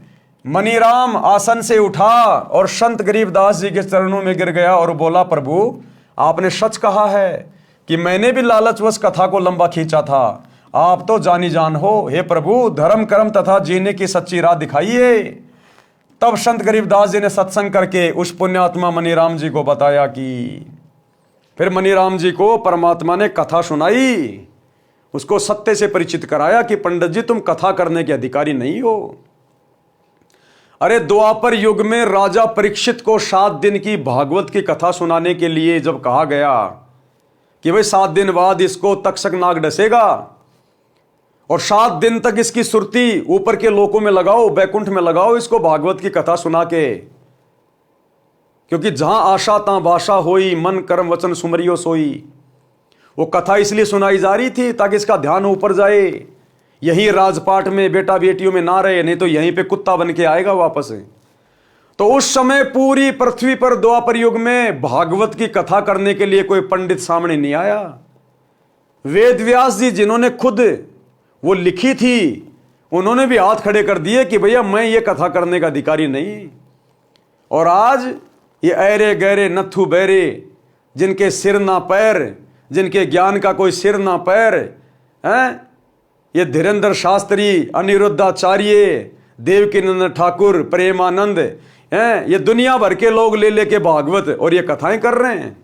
अरे द्वापर युग में किसी पंडित ने हाँ नहीं भरी, किसी धर्म गुरु ने हाँ नहीं भरी, और तुम कलयुग के पंडितों जानते कुछ भी नहीं, ABCD भी नहीं जानते भक्ति और भगवान की। तुम्हारा आचरण, तुम्हारा धर्म, तुम्हारा कर्म सब कुछ शास्त्रों के खिलाफ है। तुम्हारा भगवान शास्त्रों के खिलाफ है, तुम्हारी पूजा पाठ की पद्धति शास्त्रों के खिलाफ है, तुम्हारे मूल मंत्र शास्त्रों के खिलाफ है। तुम कहां से अधिकारी हो जो ले लेके पोथियां बैठ जाते हो, आश्रम खोल खोल के बैठ गए, दुनिया को लूट रहे हो, ठग रहे हो, भक्ति और भगवान से दूर कर रहे हो, काल की गोद में नरक में भेज रहे हो। जब द्वापर में कोई अधिकारी नहीं था। हे मनीराम जी, आप पाठ करके जनता से धन लेते हो, ये आप पर ऋण बनता है, भार चढ़ रहा है, इसको ब्याज समेत लौटाना पड़ता है। अगले जन्म में जिन जिन से कथा करके तुम ये पैसा ले रहे हो ना, उन भक्तों के घरों में गाय बनना पड़ेगा, भैंस बनना पड़ेगा, बैल बनना पड़ेगा, ऊंट बनना पड़ेगा, सारा दिन खेतों में मेहनत करनी पड़ेगी, गधा बनना पड़ेगा, क्योंकि तुम अधिकारी नहीं हो कथा करने के। आज इस पूरी पृथ्वी पर सतगुरु रामपाल जी के अलावा किसी भी धर्मशास्त्र की कथा करने का कोई अधिकारी नहीं है, कोई भी। ये सब के सब आचार्य, शंकराचार्य, मंडलेश्वर, संत, महंत, ये घोर पाप के भागी बन रहे हैं। अगले जन्म में अपने भक्तों के घरों में गधे बनेंगे, बैल बनेंगे, ऊंट बनेंगे, सारा दिन इनको लठ मार मार के इनको खेतों में जोता जाएगा। हे मनीराम जी, आप पाठ करके जनता से धन लेते हो, ये आप पर ऋण बनता है, इसको ब्याज समेत लौटाना पड़ता है। आपको यथार्थ आध्यात्मिक ज्ञान नहीं है, आप कथा पाठ तथा सत्संग करने के अधिकारी भी नहीं हो। आपने लोगों को आकर्षित करने के लिए गले में कंठी, एक तुलसी के मनके को डोरे में डालकर गले में डालते हैं, जो वैष्णव पंथ की पहचान होती है, डाल रखी है। एक माला 108 रुद्राक्ष के मणकों की डाल रखी है, जो मंत्र जाप के लिए होती है, जिसे संतजन सुमरणी कहते हैं। मस्तिष्क में तिलक लगा कर रखा है, पीले वस्त्र धारण कर रखे हैं। संत गरीबदास जी ने वाणी द्वारा समझाया कि कंठी माला सुमरणी पहनने से क्या होए, ऊपर ढूंढा साध का अंतर राख्या खोए, कि अंदर तेरे को ज्ञान दो देले का नहीं है और ऊपर से तू एक नंबर का भगत बना दिखाई दे रहा है। भावार्थ, हे मनीराम जी, ऊपर के दिखावे से तो आप साधु लगते हो, यानी बाहरी आडंबर का तो डूंडा उठा रखा है। आपकी वेशभूषा को देखकर तो भगत समाज कटकर मर जाए, परंतु अंदर गुण साधु के बिल्कुल नहीं। लालच के कारण अंतःकरण मलिन बना रखा है, साधुता खो रखी है, यानी संत भाव नहीं है। इसलिए कंठी माला सुमरणी को गले में डालने से साधु नहीं बनता। आत्म कल्याण के लिए पूर्ण संत से दीक्षा लेकर आजीवन मर्यादा में रहकर भक्ति करने से कल्याण होता है। आप पाठ करने के अधिकारी नहीं हो। अधिकारी बिना पाठ करना यजमान के साथ धोखा है। आपके पूर्वज ऋषिजन वास्तव में पंडित थे, विद्वान पुरुष थे, वे ऐसी गलती नहीं करते थे। यानी तुम्हारे पूर्वज जो द्वापर में थे वो ऐसी गलती नहीं करते थे। संत गरीबदास जी ने उदाहरण द्वारा समझाया है। राजा परीक्षित का उद्धार। अब मनीराम पंडित जी को गरीबदास जी ने राजा परीक्षित की कथा सुनाई, कैसे उसको तक्षक नाग ने डसा, कैसे उसको श्राप लगा, और 7 दिन की भागवत सुनाने के लिए द्वापर युग में कोई भी पंडित ऋषि कथावाचक सामने नहीं आया। सबने हाथ खड़ा कर दिया, क्योंकि 7वें दिन उसका रिजल्ट आना था। इसलिए सब के सब डर गए कि तुम्हारी पोल पट्टी खुल जाएगी, क्योंकि तुम अधिकारी नहीं हो। आज इन लोगों को डर नहीं है, इसलिए ले लेके कांख में पोथी और ये भागवत करने के लिए गांव गांव में जाके लगा के पांडाल बैठ जाते हैं। राजा परीक्षित का उद्धार। जिस समय राजा परीक्षित को ऋषि के श्रापवश तक्षक सर्प ने डसना था, तो राजा परीक्षित जी के उद्धार के लिए श्रीमद् भागवत सुधा सागर की 7 दिन की कथा करनी थी। पृथ्वी के सभी ऋषियों तथा पंडितों से श्री भागवत की कथा परीक्षित को सुनाने का आग्रह किया गया। वे वास्तव में पंडित थे, वे परमात्मा के विधान को जानते थे। उनको यह भी पता था कि 7वें दिन परिणाम आएगा।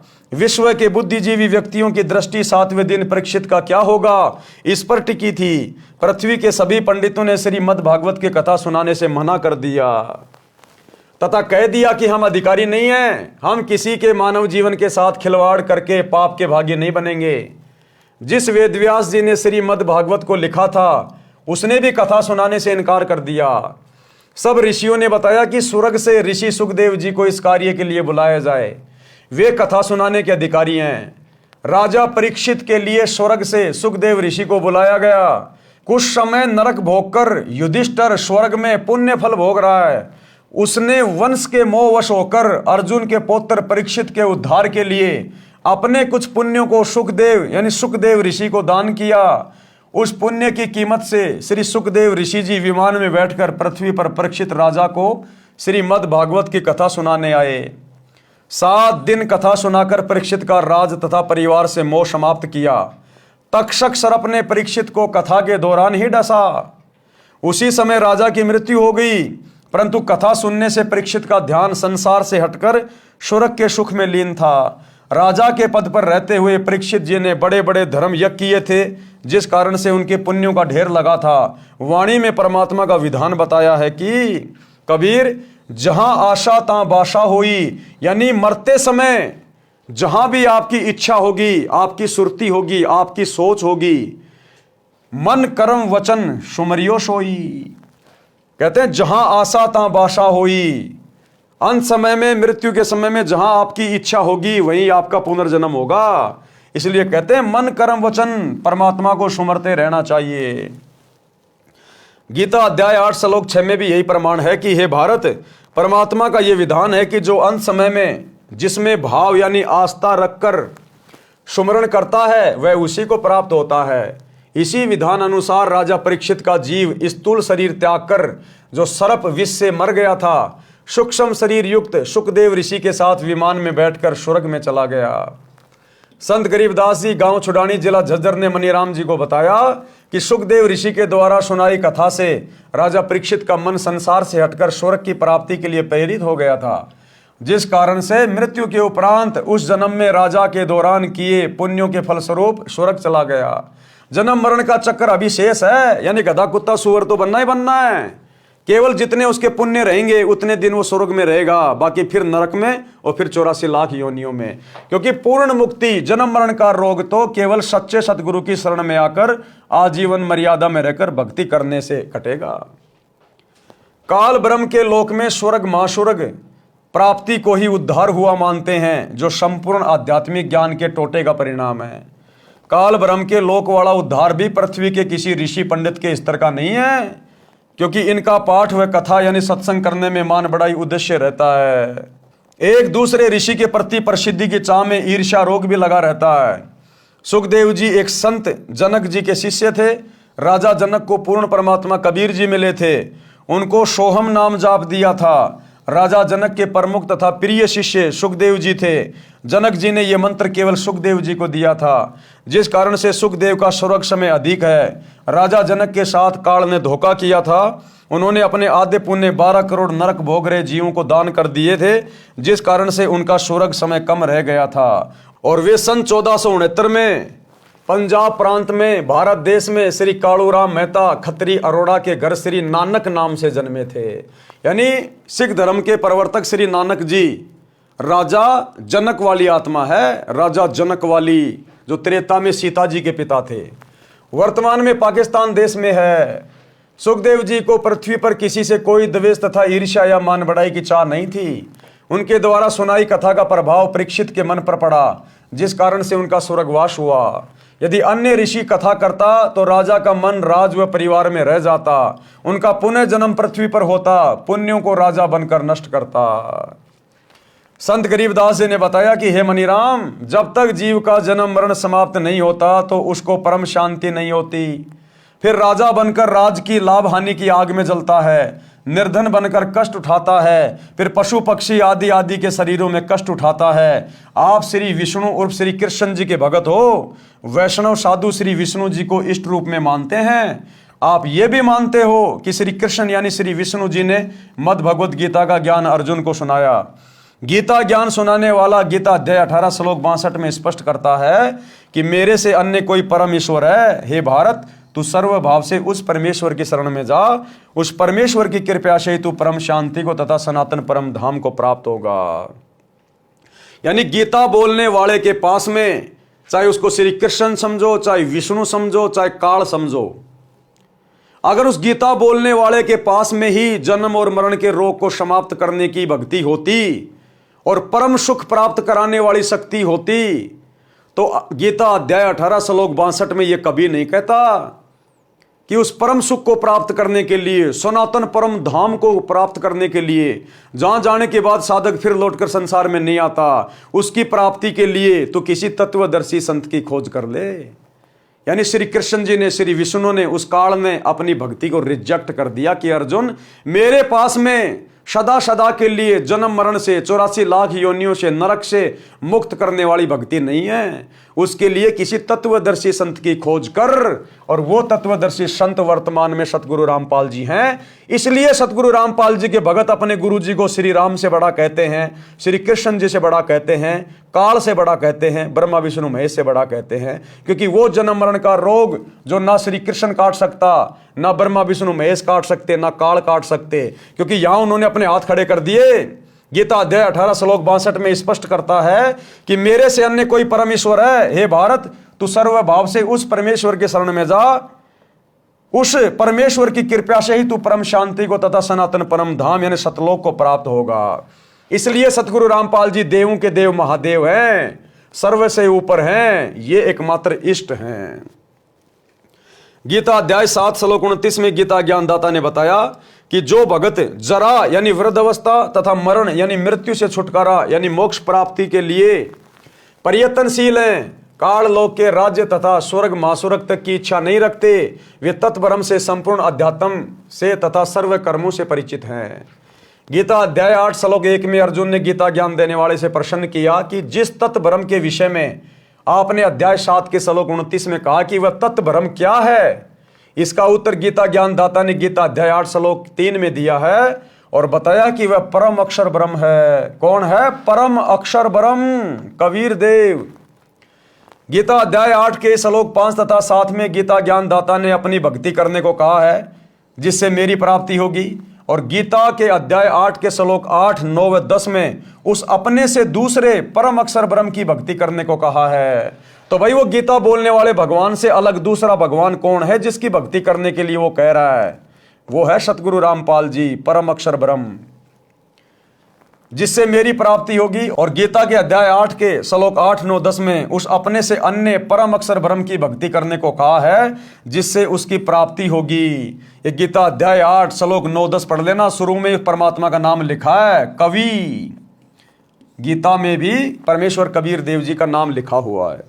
गीता अध्याय 2 श्लोक 12, अध्याय 4 श्लोक 5, अध्याय 10 श्लोक 2 में गीता ज्ञान बोलने वाले ने बताया है कि हे अर्जुन, तेरे और मेरे बहुत जन्म हो चुके हैं, आगे भी होते रहेंगे। अर्थात गीता ज्ञान देने वाला खुद जन्म और मरण में है, तो यह जन्म मरण का रोग तो सतगुरु रामपाल जी काट सकते हैं, सृष्टि में कोई दूसरा नहीं।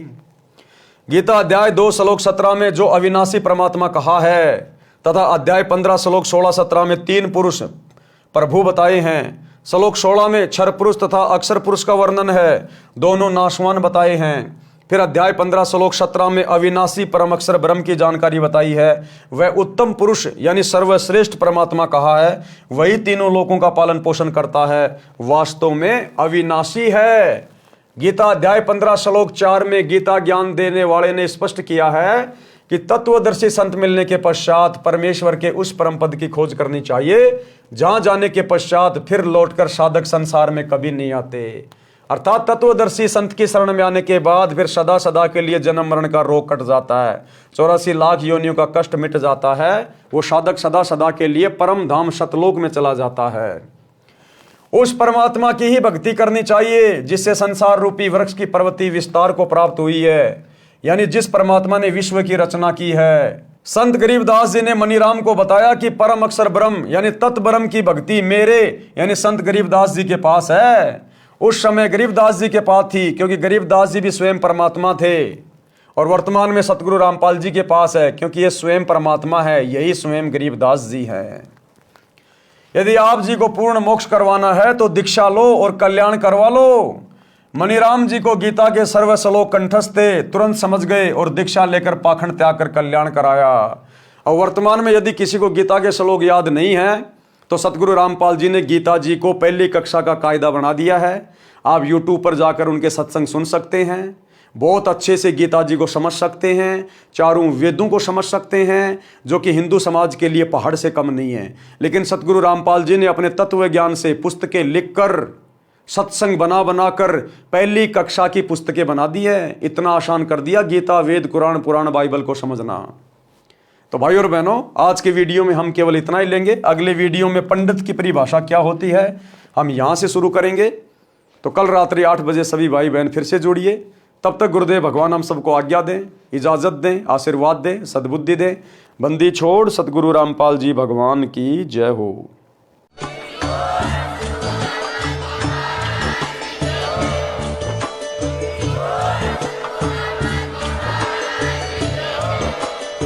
भाई जो गुरु बचन पे डट के, कट गे फंद 84 के, कट गे फंद 84 के, कट गे फंद 84 के। भाई जो गुरु बचन पे डट के, कट